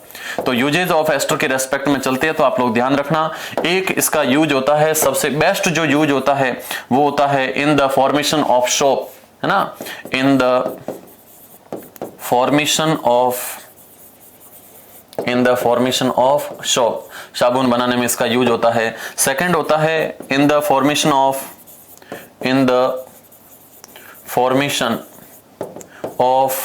परफ्यूम, जितने भी परफ्यूम बनते हैं उस परफ्यूम के अंदर भी इसका एस्टर कहा जाता है, क्योंकि एस्टर बहुत ही एक स्वीट ओडोर का सब्सटेंस होता है। ये जो एस्टर है ये बहुत ही एकदम मीठी गंध होती है इसकी, है ना, तो ये स्वीट ओडोर का सब्सटेंस होता है, स्वीट ओडोर का सब्सटेंस होता है, बहुत ही इसकी मीठी गंध होती है, स्वीट ओडोर का सब्सटेंस होता है, तो मीठी गंध होती है, इसलिए इसका यूज यहां पे होता है। तो ये तुम्हारी थी एस्टरिफिकेशन रिएक्शन। बच्चों इस एस्टरिफिकेशन के बाद में आप देखोगे तो दो कंपाउंड दे रखे हैं, जिनके पीछे लिखा है कि राइट द IUPAC नेम, है ना, IUPAC नाम लिखना है। तो IUPAC नाम के लिए फर्स्ट फॉर्मूला दे रखा है, जिसमें लिखा है CH3C+OCH3, और इतने से कंपाउंड को देखते ही आप लोग पहचान जाओगे सर ये तो इसके अंदर कीटोन ग्रुप है, और कीटोन ग्रुप जब होता है तो उसके पीछे अपन सफिक्स यूज करते हैं ऑन, डैश ऑन, इतना यूज करते हैं, ऑन यूज करते हैं। अब इसमें कार्बन देख लो 1 2 3, और 3 कार्बन के लिए अपन यूज करते हैं प्रोप एन, है ना, ये हो जाएगा प्रोपेन, प्लस इसमें पीछे जुड़ जाएगा ऑन, तो इसका नाम हो जाएगा प्रोपेनॉन, प्रोपेनॉन। सिंपल, कितना गजब एकदम। इस क्वेश्चन को देख लीजिए, इसमें कार्बन 4 की स्ट्रक्चर है, तो मैं इसको ऐसे नोट कर रहा हूं CH3 CH2 CH2 CH2, और पीछे जुड़ा हुआ है OH, और इतना जब उड़ा होगा तो आप देखोगे पीछे लास्ट में OH है। OH का मतलब होता है अल्कोहल, जैसे यहां पे था कीटोन, कीटोन फंक्शनल ग्रुप था, तो यहां पे फंक्शनल ग्रुप का नाम है अल्कोहल, और अल्कोहल में पीछे वर्ड जुड़ता है ऑल, और इसमें 4 कार्बन है 1 2 3 4, और 4 कार्बन को कहते हैं ब्यूटेन, ब्यूटेन पीछे जुड़ जाएगा ऑल, तो इसका नाम हो जाएगा ब्यूटेनॉल, ब्यूटेनॉल। यस, ये सही हो जाएगा यहाँ पे। अगला क्वेश्चन है define homologous series with 2 characteristics, और अगला क्वेश्चन है draw the structure of graphite allotrope with इस पैरामीटर। तो यस, क्वेश्चन नंबर अपन 6 पे चलते हैं, और 6 नंबर क्वेश्चन के अंदर मैं दोनों को एक साथ दिखा देता हूं, पहले होमोलोगस सीरीज को और फिर ग्रेफाइट की स्ट्रक्चर को। तो फर्स्ट में अपन चलते हैं होमोलोगस सीरीज, होमोलोगस सीरीज। बच्चा होमोलोगस सीरीज क्या है, पहले मैं थोड़ा सा एक एग्जांपल दूं तो आपको अच्छे से अंडरस्टैंड हो जाएगा। जैसे मैं इथेन ग्रुप को लेकर के चलता हूं, इथेन क्या ना, एल्केन ग्रुप, एल्केन सीरीज को लेकर के चलूं, तो एल्केन में जैसे नोट कर लिया CH4, तो इसका नेम होता है मिथेन, मिथेन। मिथेन के बाद में आता है इथेन, तो इथेन का फॉर्मूला होता है C2H6। अगला नेम आता है प्रोपेन, तो प्रोपेन का फॉर्मूला होता है C3H8। अगला नाम आता है ब्यूटेन, तो ब्यूटेन का फॉर्मूला होता है C4H10। यानी कि कंपाउंड का एक ऐसा ग्रुप जिसमें सेम टाइप्स का फंक्शनल ग्रुप प्रेजेंट हो, है ना, group of compound which contain same types functional group, then that compound is also known as, या then series is also known as homologous series. जैसे अपन अल्कोहल ग्रुप बना दे, alcohol का group बना दे। Alcohol में first बनता है CH3OH, तो इसका नेम है मिथेनॉल, मिथेनॉल। उसी टाइप में CH3CH2OH, तो इसका नेम हो जाएगा इथेनॉल, इथेनॉल। उसी टाइप में CH3CH2CH2OH। बस इसके अंदर क्या हो रहा है, सेम टाइप का फंक्शनल ग्रुप है लेकिन चेन यहां पे बढ़ती जा रही है, तो ऐसे इस कंपाउंड का नाम हो जाएगा प्रोपेनॉल। तो ये मिथेनॉल, इथेनॉल, प्रोपेनॉल, ब्यूटेनॉल। उसी टाइप में आप कार्बोक्सिलिक में चल सकते हो। सबसे पहले methanoic, ethanoic, propanoic, butanoic, pentanoic, hexanoic, heptanoic. ऐसे जब आप ग्रुप में ऊपर से नीचे चलते हो किसी सीरीज में जिसमें सेम टाइप का फंक्शनल ग्रुप होता है, तो उस सीरीज के कंपाउंड को होमोलोगस सीरीज कहते हैं। तो इसकी डेफिनेशन अपन नोट करते हैं, group of same types compound, या फिर नोट करते हैं कार्बोनिक कंपाउंड, कार्बोनिक या हाइड्रोकार्बन कंपाउंड, ऐसे नोट कर सकते हैं। Hydrocarbon, hydrocarbon compound series, hydrocarbon compound series in which same types functional group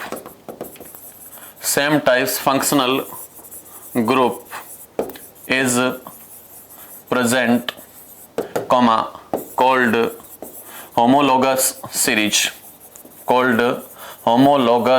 series, तो इसको अपन होमोलोगस सीरीज के नाम से जानते हैं। एक चीज और ध्यान रखोगे, इसकी कुछ कैरेक्टरिस्टिक भी पूछी जाती है। क्या क्या कैरेक्टरिस्टिक रहती है मैं आपको यहीं पे एक्सप्लेन करके दिखवा देता हूं। जैसे आप टॉप टू डाउन जाओगे तो हर एक में कार्बन का डिफरेंस आता है एक का। जैसे यहाँ कार्बन 1, कार्बन 2, तो कार्बन का डिफरेंस, हाइड्रोजन 4, हाइड्रोजन 6, तो यहाँ पर 2 हाइड्रोजन का डिफरेंस होता है। जैसे टॉप टू डाउन जाओगे सक्सेसिव, यहाँ पर 14 AMU मास का भी डिफरेंस आता है ना, मास का डिफरेंस आता है, CH2 ग्रुप का डिफरेंस आता है। जैसे जैसे टॉप टू डाउन जाओगे तो इनका वेट बढ़ेगा, मतलब मॉलिक्यूलर मास बढ़ता है। तो मॉलिक्यूलर मास बढ़ने पर केमिकल प्रॉपर्टी सेम रहती है बट फिजिकल प्रॉपर्टी इनकी डिफर हो जाती है। तो नेक्स्ट अपन नोट करते हैं इनकी कैरेक्टरिस्टिक या फिर प्रॉपर्टी। प्रॉपर्टी क्या रहती है, तो प्रॉपर्टी को मैं सिंपली यहां पे डिफाइन कर लेता हूं। फर्स्ट में नोट करते हैं कि सक्सेसिव डाउन द सीरीज जाते हो तो यहां पर CH2 ग्रुप का डिफरेंस होना स्टार्ट हो जाता है, CH2 ग्रुप का डिफरेंस। सेकंड पॉइंट कहता है कि टॉप टू डाउन आप जैसे जैसे जाओगे तो वहां पर 14 AMU यूनिट का डिफरेंस आता है ना, 14 AMU यूनिट, जस्ट नीचे वाला ऊपर वाले से इतना भारी होता है। थर्ड पॉइंट कहता है कि इसमें सेम टाइप का फंक्शनल ग्रुप होता है, सेम फंक्शनल ग्रुप होता है। और फोर्थ पॉइंट कहता है कि जैसे आप टॉप टू डाउन जाओगे तो इनके अंदर लगातार केमिकल प्रॉपर्टी तो सेम रहेगी लेकिन इसके अंदर जो फिजिकल प्रॉपर्टी है जिसमें बॉइलिंग पॉइंट है, मेल्टिंग पॉइंट है, तो वो सारे के सारे चेंज हो जाते हैं। फिजिकल प्रॉपर्टी चेंज हो जाती है जबकि केमिकल प्रॉपर्टी उनकी सेम रहती है। तो ये क्वेश्चन नंबर 6 था। यस, अब क्वेश्चन नंबर 7 पे आ रही है और 7 नंबर क्वेश्चन पूछ रखा था कि जो ग्रेफाइट है इसकी स्ट्रक्चर नोट कीजिए। ग्रेफाइट और ग्रेफाइट की स्ट्रक्चर को नोट कीजिए। बच्चे ग्रेफाइट की स्ट्रक्चर को अपन नोट करने के लिए कुछ ऐसा देखते हैं। ग्रेफाइट की स्ट्रक्चर आप बिल्कुल एकदम साफ सुथरी अच्छे से नोट करोगे और उस ग्रेफाइट की स्ट्रक्चर को अपन देखें तो ये एक हेक्सागोनल स्ट्रक्चर होती है। कैसी स्ट्रक्चर होती है? हेक्सागोनल, इस टाइप की स्ट्रक्चर होती है। हेक्सागोनल एकदम साफ सुथरी, स्केल का यूज करते हुए, पेंसिल का यूज करते हुए ऐसे आप लोग ड्रॉ करोगे। फिर आप देखोगे तो इनकी जो दो लाइनें होती है इनके बीच में हमेशा वंडरवॉल बॉन्ड पाए जाते हैं।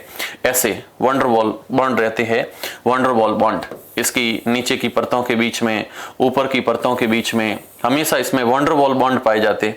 तो ये वंडरवॉल बॉन्ड रहते हैं। वंडरवॉल बॉन्ड को भी मैं यहाँ पे शो करवा देता हूँ। वंडरवॉल बॉन्ड दो लेयर्स के बीच में हमेशा इसमें वंडरवॉल बॉन्ड होते हैं। वंडरवॉल फोर्स ऑफ अट्रैक्शन इनके बीच में रहता है। यस, तो ये कुछ स्ट्रक्चर ऐसी बननी स्टार्ट हो जाती है। ये स्ट्रक्चर कुछ ऐसी बनती है। फिर आप आगे देखोगे और तो इसमें फिर इसमें वंडरवॉल बॉन्ड होती है दो परतों के बीच में, उसको मैं यहीं पे ऐसे नोट कर रहा हूं।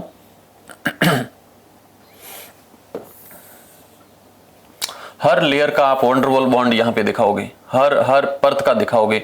बीच वाली परत है तो बीच वाली परत का मैं यहीं तक दिखा रहा हूं, तो इसको मैं थोड़ा सा ऐसे लेके चलता हूं, यहां से ऐसे लेके चलता हूं, यहां से ऐसे, इस प्रकार की परतों के बीच में ये वंडरवॉल बंद बनने स्टार्ट होते हैं। फिर आप देखोगे तो यहां से वंडरवॉल बॉन्ड यहीं तक आ चुका है और ये वंडरवॉल बॉन्ड फिर यहां तक आ चुका है। तो ये अच्छे से परतें बनती है, बहुत ही शानदार एकदम परतें बनती है, इस टाइप की कुछ परतें बनती है। और ये जो स्ट्रक्चर बनी है इसको कहते हैं अपन ग्रेफाइट स्ट्रक्चर। देखना बच्चे, इसके अंदर कुछ पैरामीटर भी पूछे जाते हैं, तो आप लोग ध्यान रखोगे इन पैरामीटर के अंदर यहां से यहां तक की जो लंबाई होती है वो 340 पिकोमीटर होती है। कितनी होती है? 340 पिकोमीटर एक लेयर के बीच में। और कार्बन कार्बन के बीच में जो पैरामीटर होता है वो 141.5 पिकोमीटर होता है।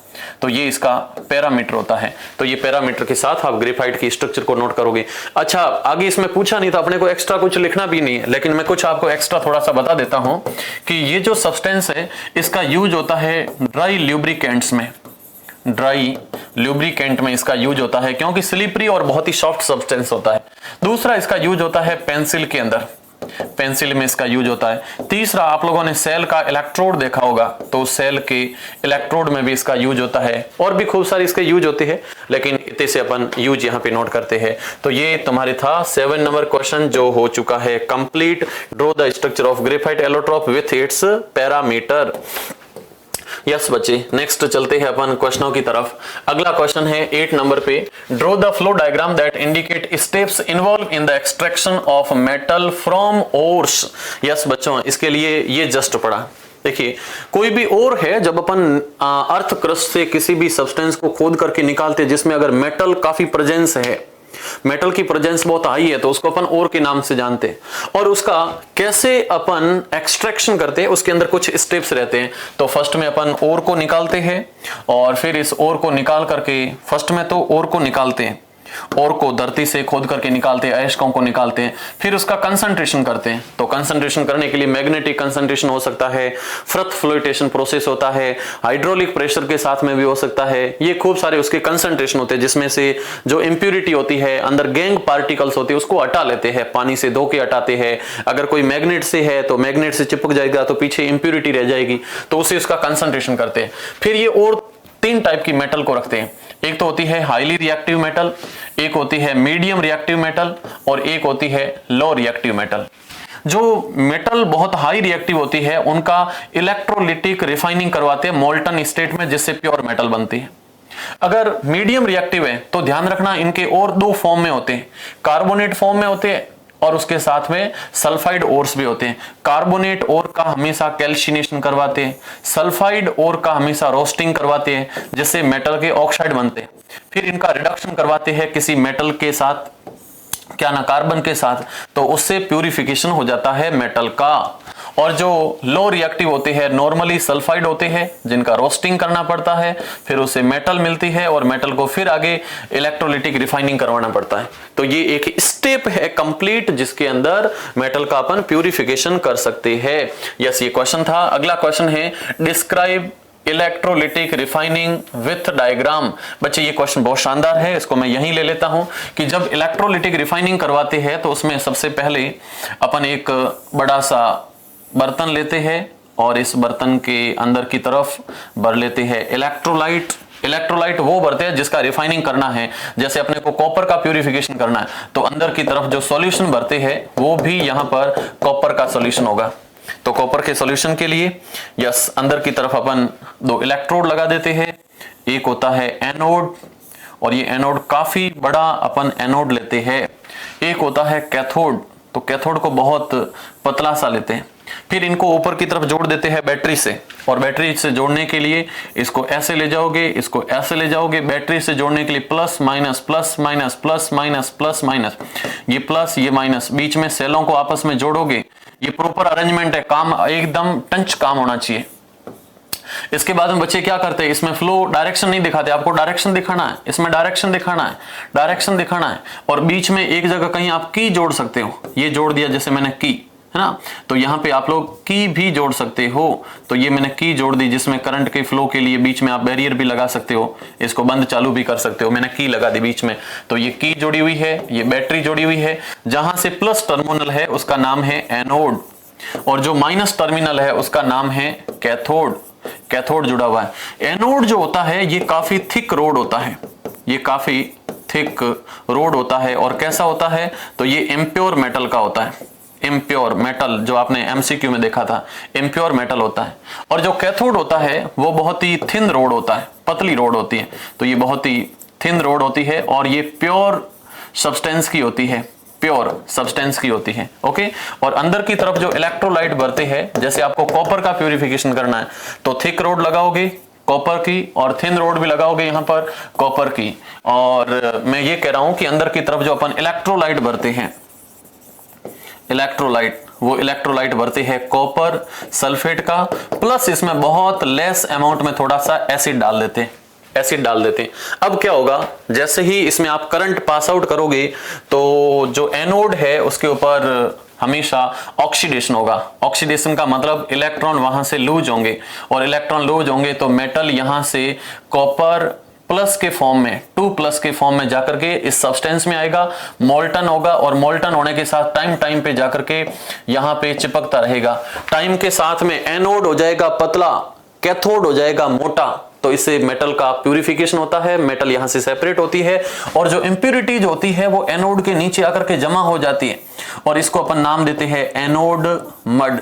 एनोड मड हो जाता है। तो यहां पे एनोड मड होता है। इसमें रिएक्शन भी होती है बच्चों, ध्यान रखना।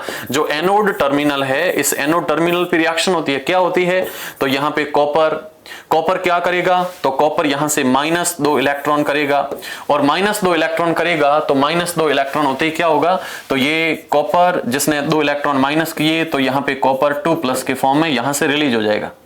और माइनस फॉर्म में रिलीज होते ही सामने जो कॉपर पड़ा है वहां पे, और सामने जो कैथोड है उस पर इलेक्ट्रॉनों की डेंसिटी बढ़ जाएगी। तो जो कैथोड टर्मिनल है, उस कैथोड टर्मिनल के ऊपर जो कॉपर 2+ में है वो 2 इलेक्ट्रॉन को एक्सेप्ट करेगा और कॉपर वापस 0 हो जाएगा। तो यहां पर ऑक्सीडेशन हो जाएगा जहां पे लूज ऑफ इलेक्ट्रॉन है, यहां पे रिडक्शन होगा कैथोड पे जहां पर गेन ऑफ इलेक्ट्रॉन है, और ये टाइम के साथ में मोटा होता जाएगा, है ना, और ये टाइम के साथ में पतला होता जाएगा। तो एनोड पतला होगा, कैथोड मोटा होगा, और इस टाइप में अपन मेटल को प्यूरिफाई कर सकते हैं। तो ये क्वेश्चन नंबर था बच्चों 9। और 9 के बाद में यस आप इसको देख सकते हो, ये एनोड और कैथोड का प्रोसेस है, और एनोड से कॉपर जा रहा है, कैथोड पे जमा हो रहा है ना। तो ये सारी की सारी व्यवस्था दे रखी। नीचे लिखा electrolytic refining of copper, the electrolyte is a solution of acidic copper. देखो अंदर एसिडिक कॉपर है, और acidic copper sulphate. The anode is impure copper, whereas the cathode is a strip of pure copper, छोटी सी पतली पट्टी है। On passing electric current pure copper is deposited on the cathode. तो ये पूरा प्रोसेस है, और ये इलेक्ट्रोलिटिक रिफाइनिंग लिखा हुआ है। किस किस मेटल का करते हैं, many metal such as copper, zinc, tin, nickel, silver, gold etcetera are refined by electrolytically. इन सभी का इलेक्ट्रिकली रिफाइनिंग करवाते हैं। यस बच्चों, अगला क्वेश्चन नंबर आ चुका है 10 नंबर क्वेश्चन है, match A to B and right the in correct form. तो करेक्ट फॉर्म में आपको लिखना है। इसमें क्वेश्चन में क्या करना बच्चों, जैसे टेमेरिंड है, इमली, तो इसके अंदर होता है टारट्रिक, तो आपको सामने लिखना है इसमें टारट्रिक। ऐसे करोगे तो ये बहुत एक गुड वे होता है प्रेजेंटेशन का। जैसे लिखा है टोमेटो, तो आपको पता है टोमेटो के अंदर ऑक्जेलिक एसिड होता है, तो सामने आपने लिख दिया ऑक्जेलिक एसिड, फिनिश हो जाएगा। श्योर मिल्क, खट्टा दूध है, तो आपको पता है इसके अंदर हमेशा लैक्टिक एसिड होता है, तो आपने सामने लिख दिया लैक्टिक एसिड। जैसे है नेटल स्टिंग, तो इसके अंदर मिथेनोइक एसिड होता है, तो आपने सामने लिख दिया मिथेनोइक एसिड। तो ये आप लोग समझ जाओगे। तो ये सिंपल है। अगला क्वेश्चन है, solid substances on thermal decomposition emit brown fumes of NO2, write chemical equation for that। Yes बच्चों, इसके लिए भी मैंने यहाँ पर इंक्लूड किया है। यस ये आप देख सकते हो, ये एनसीईआरटी का चैप्टर नंबर जो फर्स्ट है वहीं से मैंने इसको पिक किया है, और यहाँ पे लिखा है कि जो सॉलिड लेड नाइट्रेट है, सॉलिड लेड नाइट्रेट, और इस सॉलिड लेड नाइट्रेट को जब अपन हीट देते हैं तो उसमें से ब्राउन फ्यूम्स निकलते हैं। ये लिखा हुआ पड़ा है एमिशन ऑफ ब्राउन फ्यूम्स, और ये एमिशन ऑफ ब्राउन फ्यूम्स है जिसमें किसकी गैस बनती है, तो ये नाइट्रोजन डाइऑक्साइड की गैस बनती है। ये देखिए इसके लिए केमिकल रिएक्शन भी है, और रिएक्शन में लिखा हुआ है 2PbNO3, 2PbNO3 जिसका नेम होता है लेड नाइट्रेट। हर सब्सटेंस के नीचे नाम बहुत जरूरी है। इसको जब अपन गर्म करते हैं, इसको जब अपन हीट देते हैं, तो हीट के लिए इतना सिंबल बनाओगे, या आप लिख सकते हो वर्ड के अंदर हीट लिखोगे, लेकिन सिंबल से काम चल जाएगा। इस सब्सटेंस को जब अपन हीट देते हैं तो यहां से बन जाता है 2PbO जो कि सॉलिड में बनेगा, ये भी यहां पर सॉलिड है, और साथ में बनेगी 4NO2 गैस, और इसी 4NO2 जिसका नाम होता है नाइट्रोजन डाइऑक्साइड, नाइट्रोजन डाइऑक्साइड, और इस नाइट्रोजन डाइऑक्साइड के ब्राउन फ्यूम्स बनते हैं। कैसे फ्यूम्स है?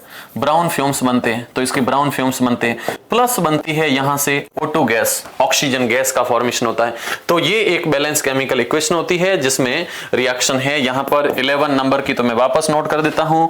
अपन लिखते हैं 2PbNO3 होल ट्वाइस, नीचे लिखोगे सॉलिड, और इधर नोट करोगे लेड नाइट्रेट, ये nitrate.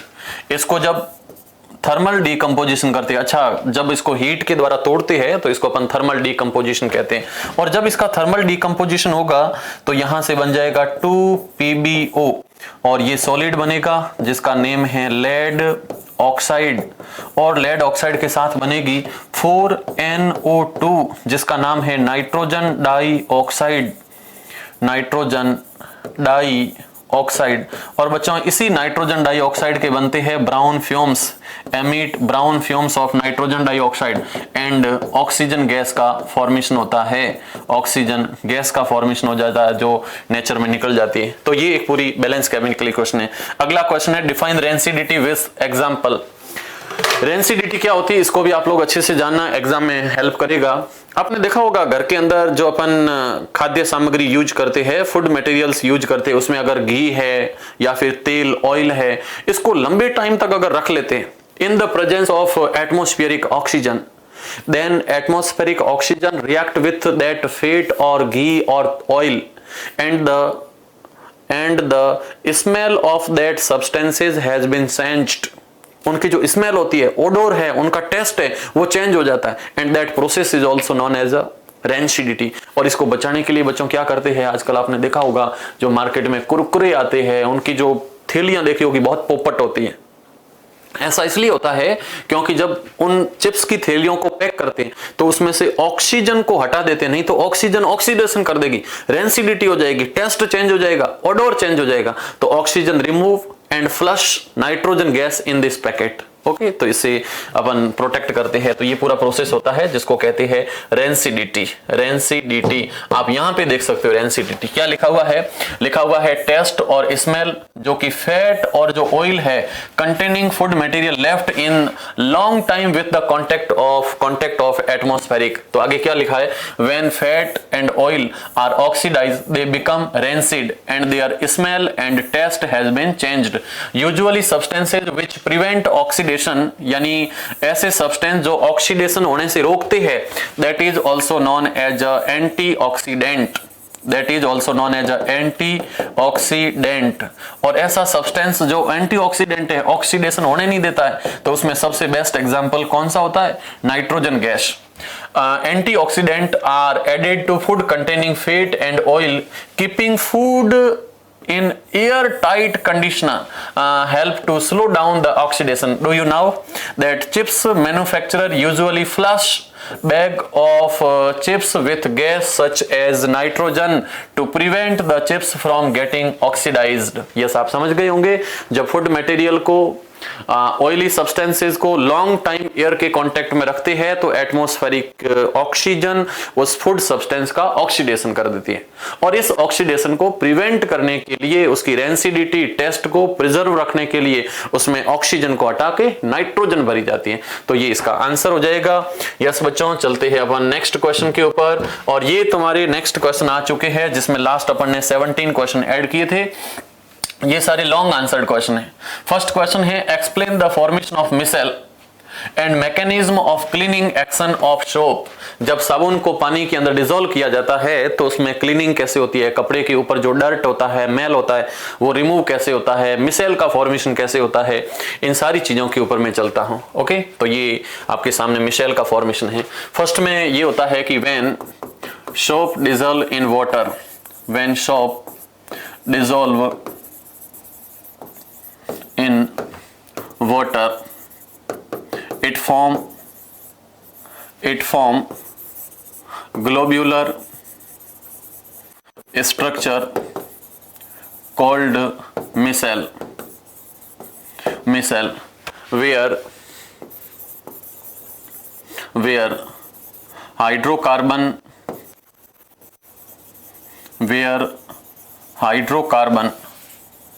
part behave as hydrophobic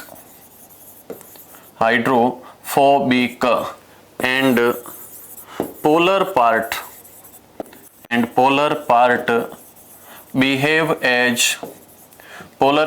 behave as hydrophilic part, है ना। अब ये लिखा मैंने क्या है, आधे बच्चे अभी भी बेहोश है कि सर क्या लिखे जा रहे, कुछ पता नहीं चल रहा है। साबुन को जब पानी में डिसॉल्व करते हैं तो उसमें एक पूरी की पूरी स्फेरिकल ग्लोब्यूलर स्ट्रक्चर बनती है जिसको अपन कहते हैं मिशेल। और मिशेल में दो पार्ट होते हैं, एक होता है टेल पार्ट, एक होता है हेड पार्ट। तो जो हेड पार्ट होता है वो एक पूरा का पूरा जो हेड पार्ट होता है वो पूरा पोलर पार्ट होता है, जो पानी के साथ इंटरेक्ट करता है, तो उसको अपन कहते हैं हाइड्रोफिलिक पार्ट। और जो हाइड्रोकार्बन पार्ट होता है वो उसमें टेल पार्ट का फॉर्मेशन करता है, और जो टेल पार्ट होता है वो टेल पार्ट हमेशा हाइड्रोफोबिक होता है, जो पानी से हमेशा घृणा करता है, दूर भागता है। तो इसमें दो फॉर्मेशन होते हैं। यस, मैं आगे चलता हूं, मैं पूरी इसकी रिएक्शन नोट करता हूं। यस, रिएक्शन साबुन का फॉर्मूला C17H35COONA।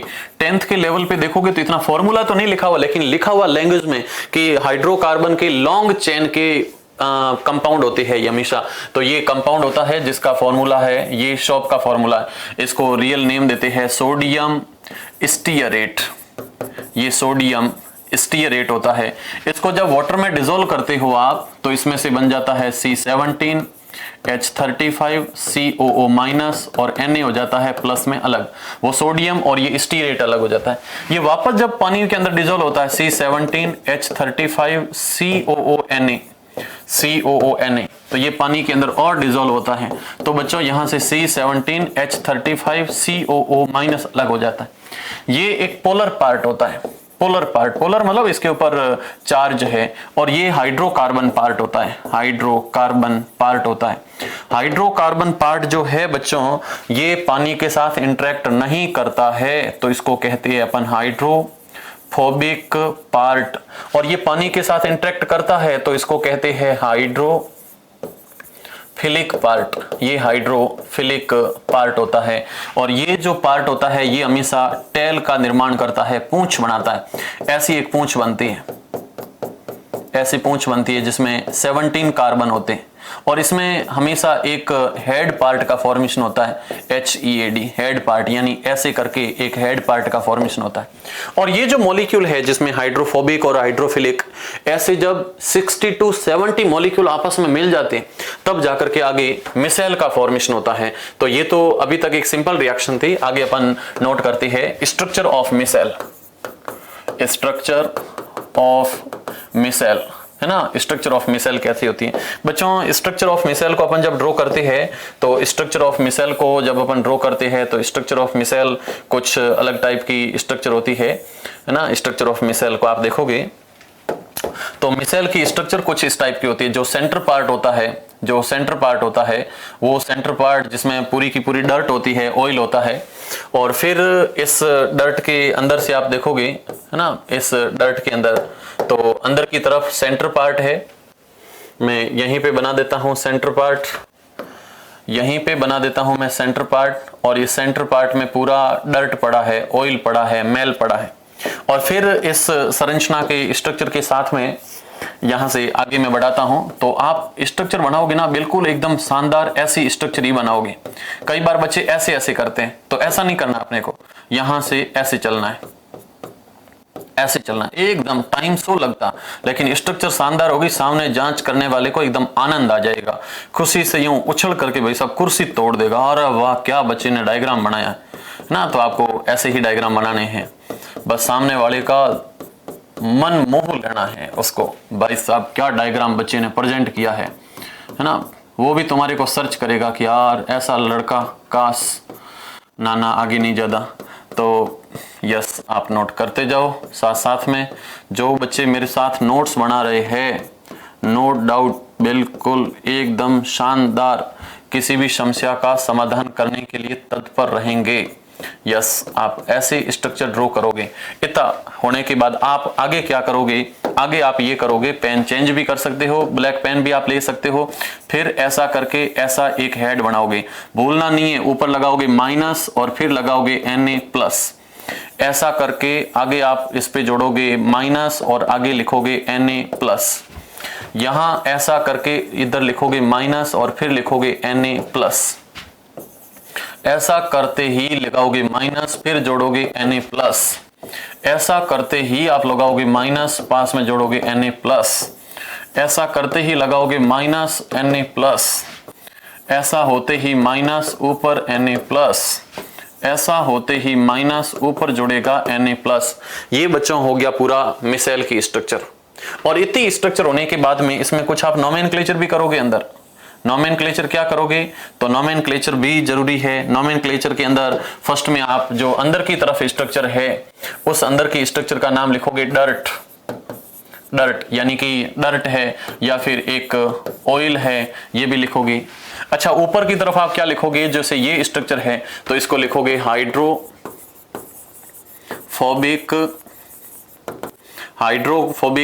Tail part.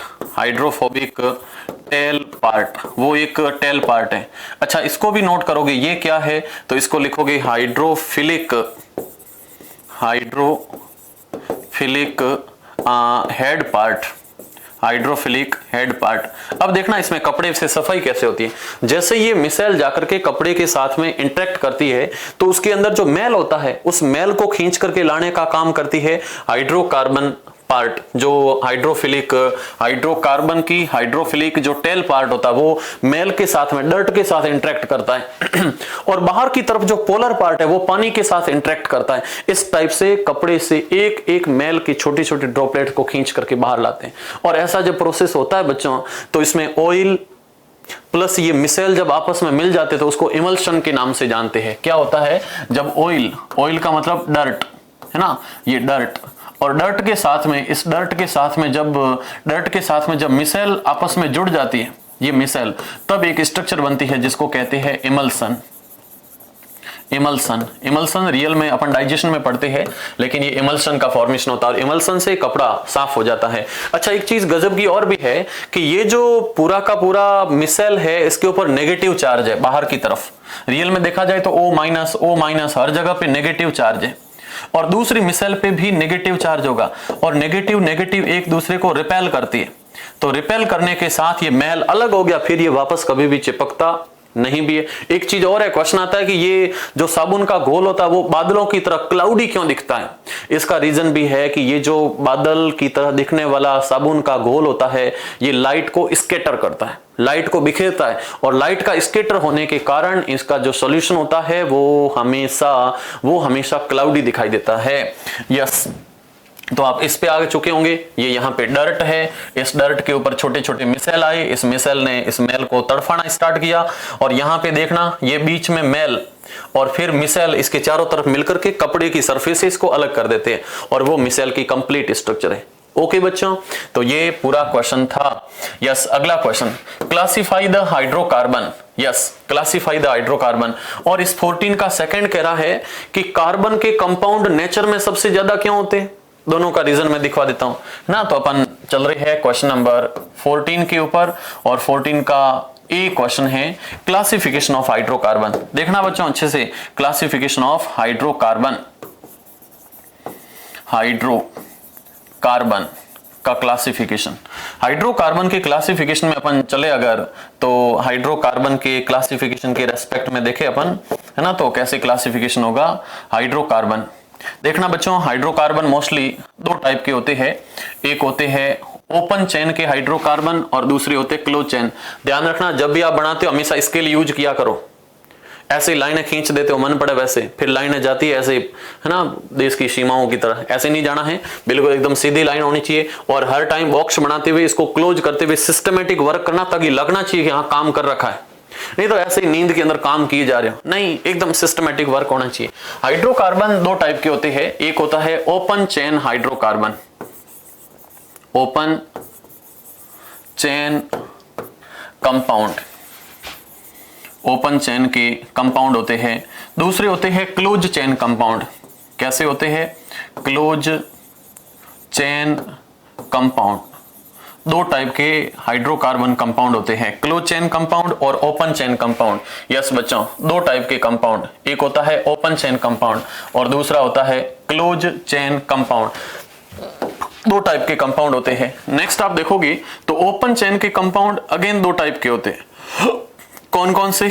तो एक तो होते हैं सैचुरेटेड कंपाउंड, एक होते हैं सैचुरेटेड कंपाउंड, ये है सैचुरेटेड कंपाउंड। दूसरे होते हैं बच्चों unsaturated compound, unsaturated compounds, unsaturated compounds. एक होते हैं सैचुरेटेड कंपाउंड और दूसरे होते हैं अनसैचुरेटेड कंपाउंड। ध्यान रखना बच्चों, सैचुरेटेड कंपाउंड वे होते हैं जिसमें कार्बन कार्बन के बीच में हमेशा सिंगल बॉन्ड होता है और ऐसे कंपाउंड को एल्केन कंपाउंड कहते हैं। इनका सिंपल फॉर्मूला CnH2n+2 होता है। ओके, जो अनसैचुरेटेड कंपाउंड होते हैं वे फिर दो टाइप के होते हैं। कौन कौन से? तो एक कंपाउंड वे होते हैं जिसमें कार्बन कार्बन के बीच में डबल बॉन्ड होता है, डबल बॉन्ड होता है। एक कंपाउंड वे होते हैं जिनमें कार्बन कार्बन के बीच में ट्रिपल बॉन्ड होता है, ट्रिपल बॉन्ड होता है। तो डबल बॉन्ड का मीन कुछ ऐसा बॉन्ड होता है, ये डबल बॉन्ड के कंपाउंड है। ट्रिपल बॉन्ड का मीन कुछ ऐसे कंपाउंड है जिनके पास में ट्रिपल बॉन्ड होता है।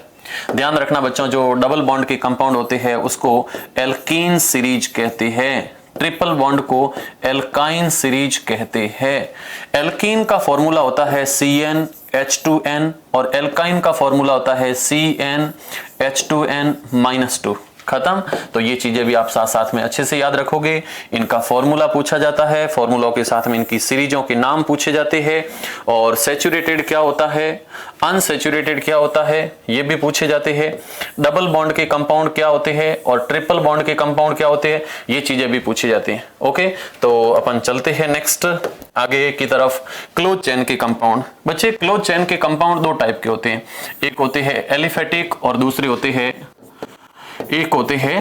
Aliphatic compound, aliphatic compound, aliphatic compounds होते हैं और दूसरे होते हैं एरोमेटिक कंपाउंड, एरोमेटिक कंपाउंड्स। ज्यादा मैं एक्सप्लेन नहीं करूंगा, सीधे एग्जांपल पे आ रहा हूं। इनको जलाते हैं तो इसमें कोई फ्यूम्स नहीं निकलता है, नो फ्यूम्स, या फिर अपन नोट कर सकते हैं कि इनके अंदर हमेशा व्हाइट फ्यूम्स बनते हैं, है ना, दिखते नहीं हैं। जबकि इसको जलाओगे तो हमेशा ब्लैक फ्यूम्स देते हैं और बहुत ही मीठी गंध वाले होते हैं, ब्लैक फ्यूम्स देते हैं। इसका बेस्ट एग्जांपल होता है बच्चों बेंजीन। बेंजीन फॉर्मूला होता है C6H6 और इसकी स्ट्रक्चर कुछ इस टाइप की होती है। मैं सिंपल इसका स्ट्रक्चर बना रहा हूं, ऐसी स्ट्रक्चर होती है और इस स्ट्रक्चर में हर जगह हाइड्रोजन ऐसे जुड़ा रहता है। तो ये एक बेंजीन की स्ट्रक्चर है। Yes, benzene. इधर की तरफ देखोगे तो इसमें जैसे कोई एग्जांपल ले लो आप, साइक्लोप्रोपेन। तो ये साइक्लोप्रोपेन एक एलिफेटिक होता है। साइक्लोप्रोपेन 3 कार्बन की ऐसी चेन होगी। तो ये हाइड्रोकार्बन का एक पूरा क्लासिफिकेशन रहता है। अगला पॉइंट आता है कि नेचर में कार्बन के कंपाउंड सबसे ज्यादा क्यों होते हैं। तो सबसे ज्यादा क्यों होते हैं, इसके पीछे का रीजन होता है कि नेचर के अंदर जो कार्बन है सबसे ज्यादा कंपाउंड रखता है। इसके पीछे का रीजन है, यस 14 का अपन बी देख रहे हैं और 14 बी कह रहा है कि नेचर में सराउंड में सबसे ज्यादा कार्बन के कंपाउंड क्यों हैं, है ना। Huge number of carbon compounds, carbon के कंपाउंड सबसे ज्यादा क्यों हैं, huge number of carbon compounds. तो इसके पीछे की रीजन को आप देखोगे तो इसके पीछे दो ही रीजन है बच्चे, इसमें एक्सप्लेन करते कुछ नहीं करना है।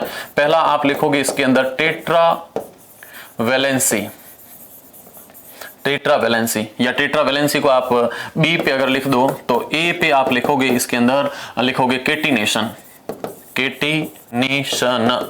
कुछ नहीं करना, आगे एक्सप्लेन नहीं करना, केवल पूछा है कि रीजन बताओ तो दो रीजन होते हैं। अच्छा, केटिनेशन होता क्या है तो आप लोग जानोगे कि कार्बन कार्बन से जुड़ करके लॉन्गेस्ट चेन का फॉर्मेशन करता है। कार्बन कार्बन से जुड़कर लंबी चेन का फॉर्मेशन करता है, इस टेंडेंसी को कैटिनेशन कहते हैं।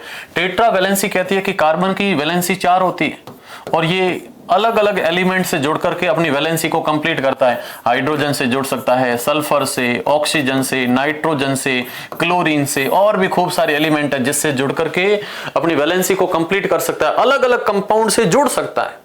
तो ये इसमें 2 टेंडेंसी होती है जिसके कारण नेचर में कार्बन के कंपाउंड सबसे ज्यादा एग्जिस्ट करते हैं। तो ये क्वेश्चन नंबर 14 हो गया। अगला क्वेश्चन नंबर 15 है define thermite reaction with use, और अगला क्वेश्चन दे रखा रस्टिंग से प्रिवेंशन कैसे करोगे, और अगला दे रखा कैल्सिनेशन, है ना। तो अपन चलते हैं क्वेश्चन नंबर 15 के ऊपर। यस बच्चों, 15 क्वेश्चन नंबर 15, ये 15 का आंसर दे रखा है क्वेश्चन नंबर 15, और 15 के अंदर फर्स्ट में दे रखा है थर्मिट रिएक्शन। थर्मिट रिएक्शन को आप यहां से देखोगे, थर्मिट रिएक्शन पहले तो मैं आपको दिखा देता हूं होता क्या है कि जो डिस्प्लेसमेंट रिएक्शन होती है वो डिस्प्लेसमेंट रिएक्शन इतनी हाईली एक्सोथर्मिक होती है कि जिसमें बनने वाला सब्सटेंस जो होता है उसके साथ में काफी हीट प्रोड्यूस होती है, और वो हीट प्रोड्यूस होने वाली मेटल को मोल्टन स्टेट में लेकर के आ जाती है। और वो जो मोल्टन मेटल होती है उसका यूज बड़ी जो हैवी मशीन होती है उसकी क्रैकिंग को जोड़ने के लिए होता है, और क्रैकिंग के साथ साथ में आप लोग देखोगे तो जो रेलवे के ट्रैक्स होते हैं उसको जोड़ने के लिए रिएक्शन यूज होते हैं। तो इस रिएक्शन को अपन जनरली थर्मिट रिएक्शन के नाम से जानते हैं। तो डेफिनेशन को आप देखोगे तो यहीं से स्टार्ट हो रही है, लिखा है these displacement reaction are highly exothermic, the amount of heat evolve is so large that the metal are produced in the molten state. In fact, the reaction of iron oxide, iron third oxide with aluminium is used to join railway tracks or cracks of machine part. This reaction is also known as a thermit reaction. तो ये होती है बच्चों thermite reaction, okay. और इस thermite reaction के अंदर last में लिखा हुआ पड़ा है this reaction is known as a thermite reaction. Reaction क्या है, तो रिएक्शन यहां पड़ी, मैं वापस आपको दिखा देता हूं। रिएक्शन के अंदर क्या होता है देखना, Fe2O3, ये Fe2O3 सॉलिड स्टेट में, इसकी रिएक्शन आप करवा दो एल्यूमिनियम के साथ, ये भी सॉलिड स्टेट में, और जैसी दोनों की रिएक्शन होगी तो ये एल्यूमिनियम आयरन को यहां से डिस्प्लेस कर देगा, और जब डिस्प्लेस करेगा तो यहां पे बन जाएगा बच्चों 2Fe, ये लिक्विड में आ जाएगा, आयरन आ जाएगा लिक्विड में, और लिक्विड आयरन है जिसको रेलवे के ट्रैक्स को जोड़ने में काम ले सकते हैं। यहां देखो आप, ये बंदा बैठा है रेलवे के ट्रैक को जॉइंट कर रहा है, प्लस यहां पे बन जाता है Al2O3, ये सॉलिड में, और बहुत ज्यादा यहां से हीट निकलती है, तो इस रिएक्शन को अपन नाम देते हैं थर्मिट रिएक्शन। तो इस थर्मिट रिएक्शन में ये प्रोसेस होता है।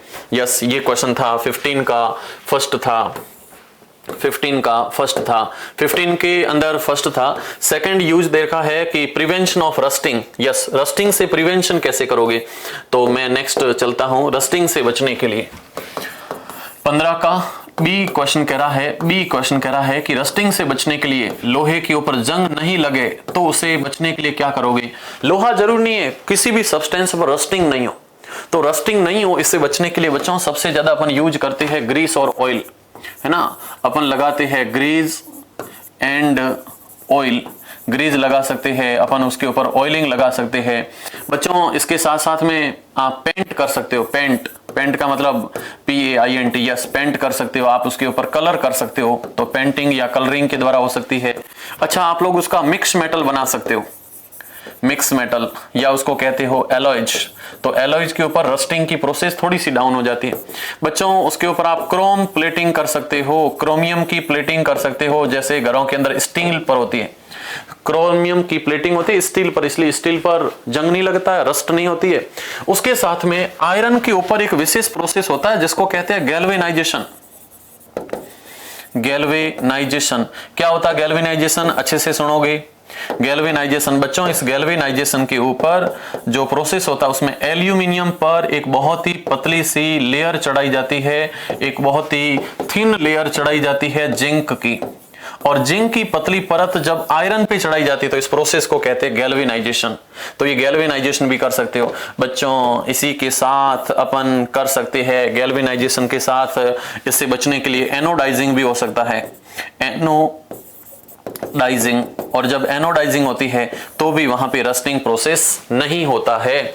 तो ये सारी प्रोसेस है जिसे आप प्रिवेंट कर सकते हो रस्टिंग से। यस, अगला क्वेश्चन इसमें दे रखा है कैल्शिनेशन क्या है, उसको डिफाइन कीजिए। ओहो, कैल्शिनेशन बच्चों दो प्रोसेस होता है, एक होता है कैल्शिनेशन और एक होता है रोस्टिंग।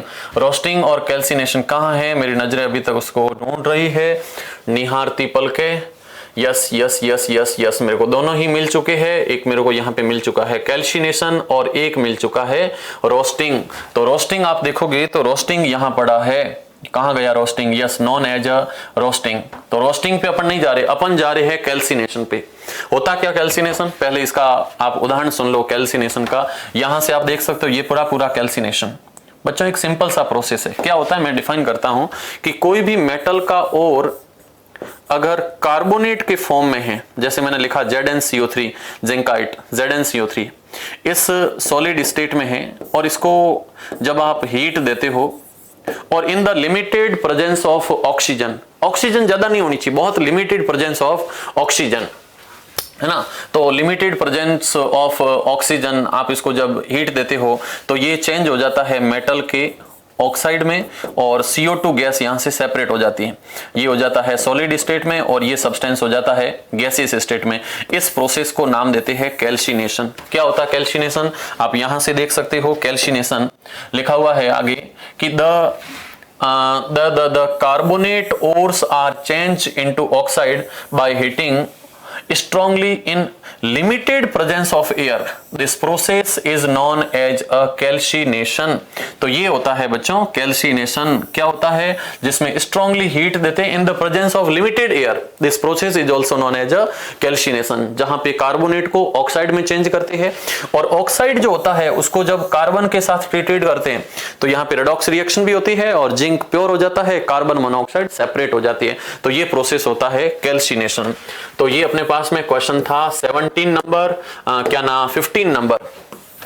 यस, आगे देखोगे क्वेश्चन नंबर 16 कह रहा है कि वाटर ऑफ क्रिस्टलाइजेशन क्या होता है, डिफाइन कीजिए। और ब्लीचिंग पाउडर और बेकिंग सोडे के दो यूज भी लिखिए। अच्छा ओके, अपन चलते हैं नेक्स्ट क्वेश्चन नंबर 16 के ऊपर। यस, ये पड़ा क्वेश्चन नंबर 16। क्वेश्चन नंबर 16 का ए कह रहा है कि वाटर ऑफ क्रिस्टलाइजेशन क्या होता है। वाटर ऑफ क्रिस्टलाइजेशन क्या होता है, इसको डिफाइन कीजिए। देखिए बच्चों, वाटर ऑफ क्रिस्टलाइजेशन इसको एकदम सिंपल है कि कोई भी एक केमिकल कंपाउंड है, उस कंपाउंड के अंदर fix amount of water molecule होता है ना, fix number of water molecule present in unit mass of formula. कोई भी एक फॉर्मूले के अंदर फिक्स मॉलिक्यूल होते हैं वाटर के, वो वाटर के मॉलिक्यूल कहलाते हैं वाटर ऑफ क्रिस्टलाइजेशन। तो इसकी अपन डेफिनेशन में नोट करते हैं, the fix number of water molecule, the fix number of water molecules, fixed number of water molecule present in unit formula of compound, unit formula of compound is called water of crystallization, is called water of crystallisation. तो ये होता है water of crystallization. Example आप देखोगे first chapter में आप जाओगे तो वहां पे एक फॉर्मूला आप देखोगे तो था FeSO4.7H2O। बच्चों इसका नाम होता है फेरस सल्फेट। फर्स्ट चैप्टर में आप जाओगे तो आपने डिस्प्लेसमेंट के अंदर पढ़ा था CuSO4.5H2O, तो इसका नाम आता है कॉपर सल्फेट। आप सेकंड चैप्टर में आओगे तो वहां पे एक फॉर्मूला आता है CaSO4.5H2O। बच्चों इसको नाम दिया जाता है प्लास्टर ऑफ पेरिस। बच्चों आप सेकंड चैप्टर में आओगे तो वहां पे एक फॉर्मूला आता है CaSO4.2H2O। बच्चों इसको नाम दिया जाता है जिप्सम। इसके अंदर भी वाटर फॉर्मूला। आप सेकंड चैप्टर में आओगे तो वहीं पे एक फॉर्मूला आप लोगों को देखने को मिलता है Na2CO3.10H2O, जिसको आप नाम देते हो वॉशिंग सोडा। वॉशिंग सोडा, इसको सोडा लिखना, बच्चे कई बार कुछ अलग लिख लेते हैं ना। तो ये सारे के सारे ऐसे फॉर्मूले हैं जिसमें वाटर के फिक्स मॉलिक्यूल है, वाटर के फिक्स अमाउंट इसमें प्रेजेंट है, तो इसको नाम दिया जाता है वाटर ऑफ क्रिस्टलाइजेशन। बच्चों अगला क्वेश्चन दे रखा है कि ब्लीचिंग पाउडर और बेकिंग सोडे के कुछ यूज बताइए। तो ब्लीचिंग पाउडर मैं थोड़ा सा इसको बड़ा करके दिखा देता हूं, आप लोगों को दिखने में मुझे दिख रहा है दिक्कत होगी। पहला इसका यूज होता है टेक्सटाइल इंडस्ट्री के अंदर, जो कपड़े की फैक्ट्रियां होती है तो वहां पे इसका यूज होता है ब्लीचिंग के फॉर्म में। सेकंड होता है इसका वुड पल्प इन पेपर फैक्ट्री, यस पेपर जो इंडस्ट्री होती है वहां इसका यूज होता है। अगला इसका यूज होता है क्लोथ के अंदर, कपड़ों की फैक्ट्री में इसका यूज होता है। लाउंड्री में इसका यूज होता है, लाउंड्री मतलब जहां पे कपड़ों का पूरा प्रोसेस चलता है। इसका यूज होता है as a oxidising agent in many chemical industries, और इसका यूज होता है to make drinking water free from germs, जीवाणु जो होते हैं पानी के अंदर उसको रिमूव करने के लिए भी इस ब्लीचिंग पाउडर का यूज होता है। बच्चों इसी 16 का सेकंड में एक और दे रखा था क्वेश्चन, और यहां पे पॉइंट दे रखा था कि जो बेकिंग सोडा है इसके क्या क्या यूज होते हैं। बच्चे देखना, बेकिंग सोडे का पहला इसका यूज होता है फॉर मेकिंग बेकिंग पाउडर। ये बहुत गजब का पॉइंट है, क्वेश्चन आता बेकिंग पाउडर क्या होता है ना, एक आता बेकिंग सोडा और एक बेकिंग पाउडर। जब इस बेकिंग सोडे के साथ में जब इसके साथ में टार्ट्रिक एसिड मिलाया जाता है, बेकिंग सोडा, ये बेकिंग सोडे का फॉर्मूला होता है NaHCO3, और इसके साथ में जब टार्ट्रिक एसिड मिलाते हैं, और आपको पता है टार्ट्रिक एसिड होता है टेमेरिंड में, इमली में, और इन दोनों को जब मिलाते हैं तो बन जाता है बेकिंग पाउडर। इससे बन जाता है बेकिंग पाउडर। बेकिंग सोडा अलग होता है, बेकिंग पाउडर अलग होता है। बच्चे बहुत कंफ्यूज रहते हैं, अपन बेकिंग सोडा पढ़ रहे हैं ना कि बेकिंग पाउडर पढ़ रहे हैं। तो यहाँ पे बेकिंग सोडे के यूज देख रहे हैं, तो इसका एक तो बेकरी में यूज होता है, सेकंड इसका यूज होता है बेकिंग सोडा बनाने में यूज होता है। और ये बेकिंग सोडा एक बहुत ही माइल्ड एडिबल एसिड होता है, जिसको अगर खाते हैं तो पेट दर्द होता है वो भी इसमें शांत हो जाता है। अगला देखोगे तो इसका यूज लिया हुआ है कि इसका यूज होता है इंग्रेडिएंट इन एंटासिड। जब पेट दर्द होता है तो उसमें एंटासिड, एंटी एसिड भी ये वर्क करता है, कौन, NaHCO3, इसका यूज होता है। अगला इसका यूज लिखा हुआ है it also use in soda acid fire extinguisher, आग बुझाने के जो एपरेटस होते हैं बच्चों, उसमें भी इसका यूज किया जाता है। तो ये आप लोग NCERT बुक से देखोगे तो सारी चीजें आपकी क्लियर होती जाएगी। ओके, यस, ये अपना 16 नंबर क्वेश्चन गया। अब अपन बात करते हैं, लास्ट में अपने पास में क्वेश्चन नंबर बचता है 17। यस बच्चों, ये क्वेश्चन नंबर 17 है, और 17 में पहला लिखा कि रेस्पिरेशन एक एक्सोथर्मिक प्रोसेस है या नहीं, इसको डिफाइन कीजिए। रेस्पिरेशन क्या होता है? अपन जब भोजन करते हैं तो उसका बॉडी में डाइजेशन हो जाता है, और डाइजेशन जब होता है तो उसमें कार्बोहाइड्रेट कंप्लीट चेंज हो जाता है ग्लूकोज में। ग्लूकोज मतलब C6H12O6। when glucose oxidize in the presence of oxygen in mitochondria, then glucose degrade and convert into energy in the form of ATP, and the ATP is a energy which provide energy to each and every cell of human body. So we can say the respiration process is an exothermic process, due to which energy is produced during this process, and the energy produced in the form of ATP, adenosine triphosphate, and that ATP is a energy source of all the livings. Okay, so इसको अपन भी define करते हैं। Question number 17 पे जाते हैं, और उसके साथ में लिखा है कि जो वाटर का इलेक्ट्रोलिसिस होता है उसका भी आप लोग डायग्राम बना करके दिखा दीजिए। तो ये पढ़ा तुम्हारे पास में क्वेश्चन लिखा हुआ है कि do you know that respiration is an exothermic process. तो आप अच्छे से देख सकते हो, लिखा हुआ है कहां से यूज करते हैं, यहां से। ड्यूरिंग डाइजेशन, जब फूड का डाइजेशन होता है, food is broken down into simpler substances, बहुत छोटे छोटे टुकड़ों में फूड टूट जाता है। For example rice, potato, bread contain carbohydrate, ये सारे के सारे कार्बोहाइड्रेट वाले छोटे छोटे टुकड़ों में टूट जाते हैं जब डाइजेशन होता है। These carbohydrate are broken down to form glucose. Yes, ये कार्बोहाइड्रेट टूट करके क्या बनाता है, ग्लूकोज बनाता है। This glucose combined with oxygen in the cell of our body and provide energy. ये जो ग्लूकोज है ये अपनी सेल में ग्लूकोज के साथ ऑक्सीजन के साथ में जुड़ करके एनर्जी बनाती है, provide energy. This special name of this reaction is also known as respiration and the process of which, इन प्रोसेस के बारे में आप चैप्टर नंबर 6 में पढ़ोगे, गजब पढ़ोगे, वहां पे अपन जब पढ़ेंगे तो रेस्पिरेशन गजब होता है। अच्छा, इसकी केमिकल रिएक्शन देख लो, C6H12O6 और ये एक्वस स्टेट में होता है और इसका फॉर्मूला होता है ग्लूकोज।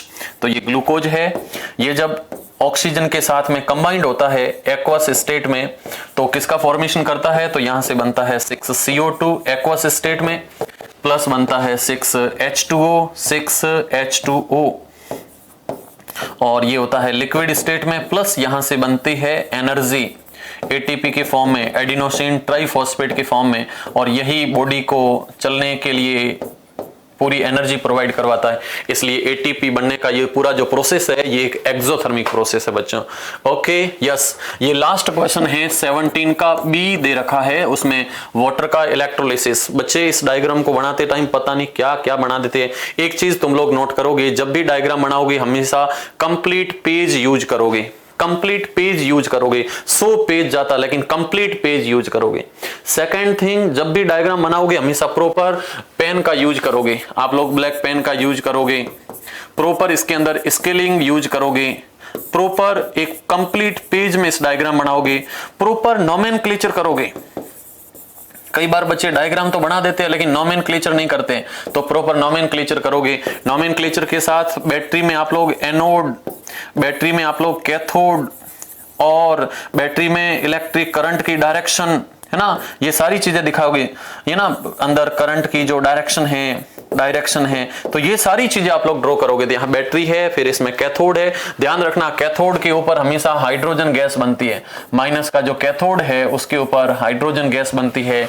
जो इधर एनोड होता है, इस एनोड के ऊपर बच्चों ऑक्सीजन गैस बनती है।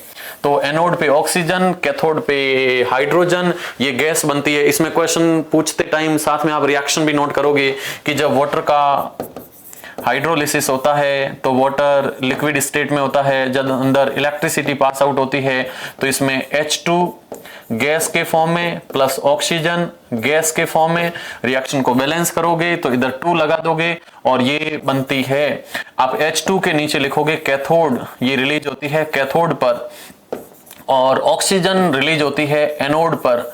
तो ये बच्चों इसमें रिएक्शन भी होती है और साथ ही साथ आपको ये भी पता होना चाहिए कि इसमें जब रिएक्शन होती है तो एनोड और कैथोड में, कैथोड पर जो हाइड्रोजन बनती है वो हमेशा एक्सेस में बनती है, क्योंकि बैलेंस करोगे तो ऑक्सीजन का 1 मोल है तो हाइड्रोजन के 2 मोल प्रोड्यूस हो रहे हैं। ओके बच्चों, तो अपन चलते हैं नेक्स्ट स्लाइड पर। Okay, bye bye.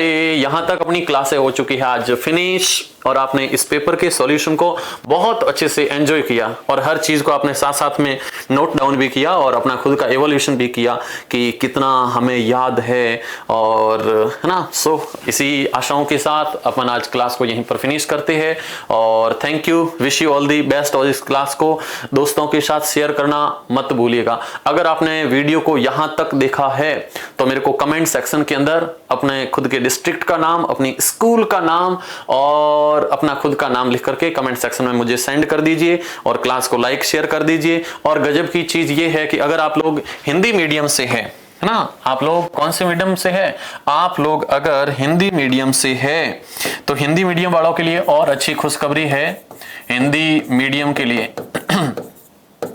बच्चों, आप लोग अगर हिंदी मीडियम से है तो आप लोग अपने मोबाइल के अंदर, यस क्लास मोबाइल में तो देख रहे हो, तो मोबाइल के अंदर आप लोग जाओगे प्ले स्टोर के ऊपर और प्ले स्टोर के ऊपर जाकर के आप लोग इंस्टॉल करोगे संकल्प क्लासेज बाड़मेर। संकल्प क्लासेज बाड़मेर का आप लोग ऐप इंस्टॉल करोगे। इस ऐप के अंदर रघुवीर जी सेजू सर आपको कंप्लीट हिंदी मीडियम के अंदर आपकी जो 10वीं की पूरी विज्ञान है वो पढ़ा रहे हैं। 10वीं की पूरी विज्ञान हिंदी मीडियम के अंदर संकल्प क्लासेस बाड़मेर का ऐप, और उसके अंदर 10th की पूरी साइंस, और पूरी की पूरी साइंस आपको A to Z और विथ एक्सप्लेनेशन विथ डायग्राम, कोई चीज उसमें मैंने पीछे नहीं रखी है। आप जो भी चैप्टर देखना चाहो भाई साहब 10-10 हजार पढ़ो, उसमें कोई दिक्कत नहीं है, और नाम मात्र की फीस के अंदर कोई ज्यादा शुल्क भी नहीं है। तो इन क्लासों का आप ज्यादा से ज्यादा आनंद लीजिए, और thank you, wish you all the best, bye.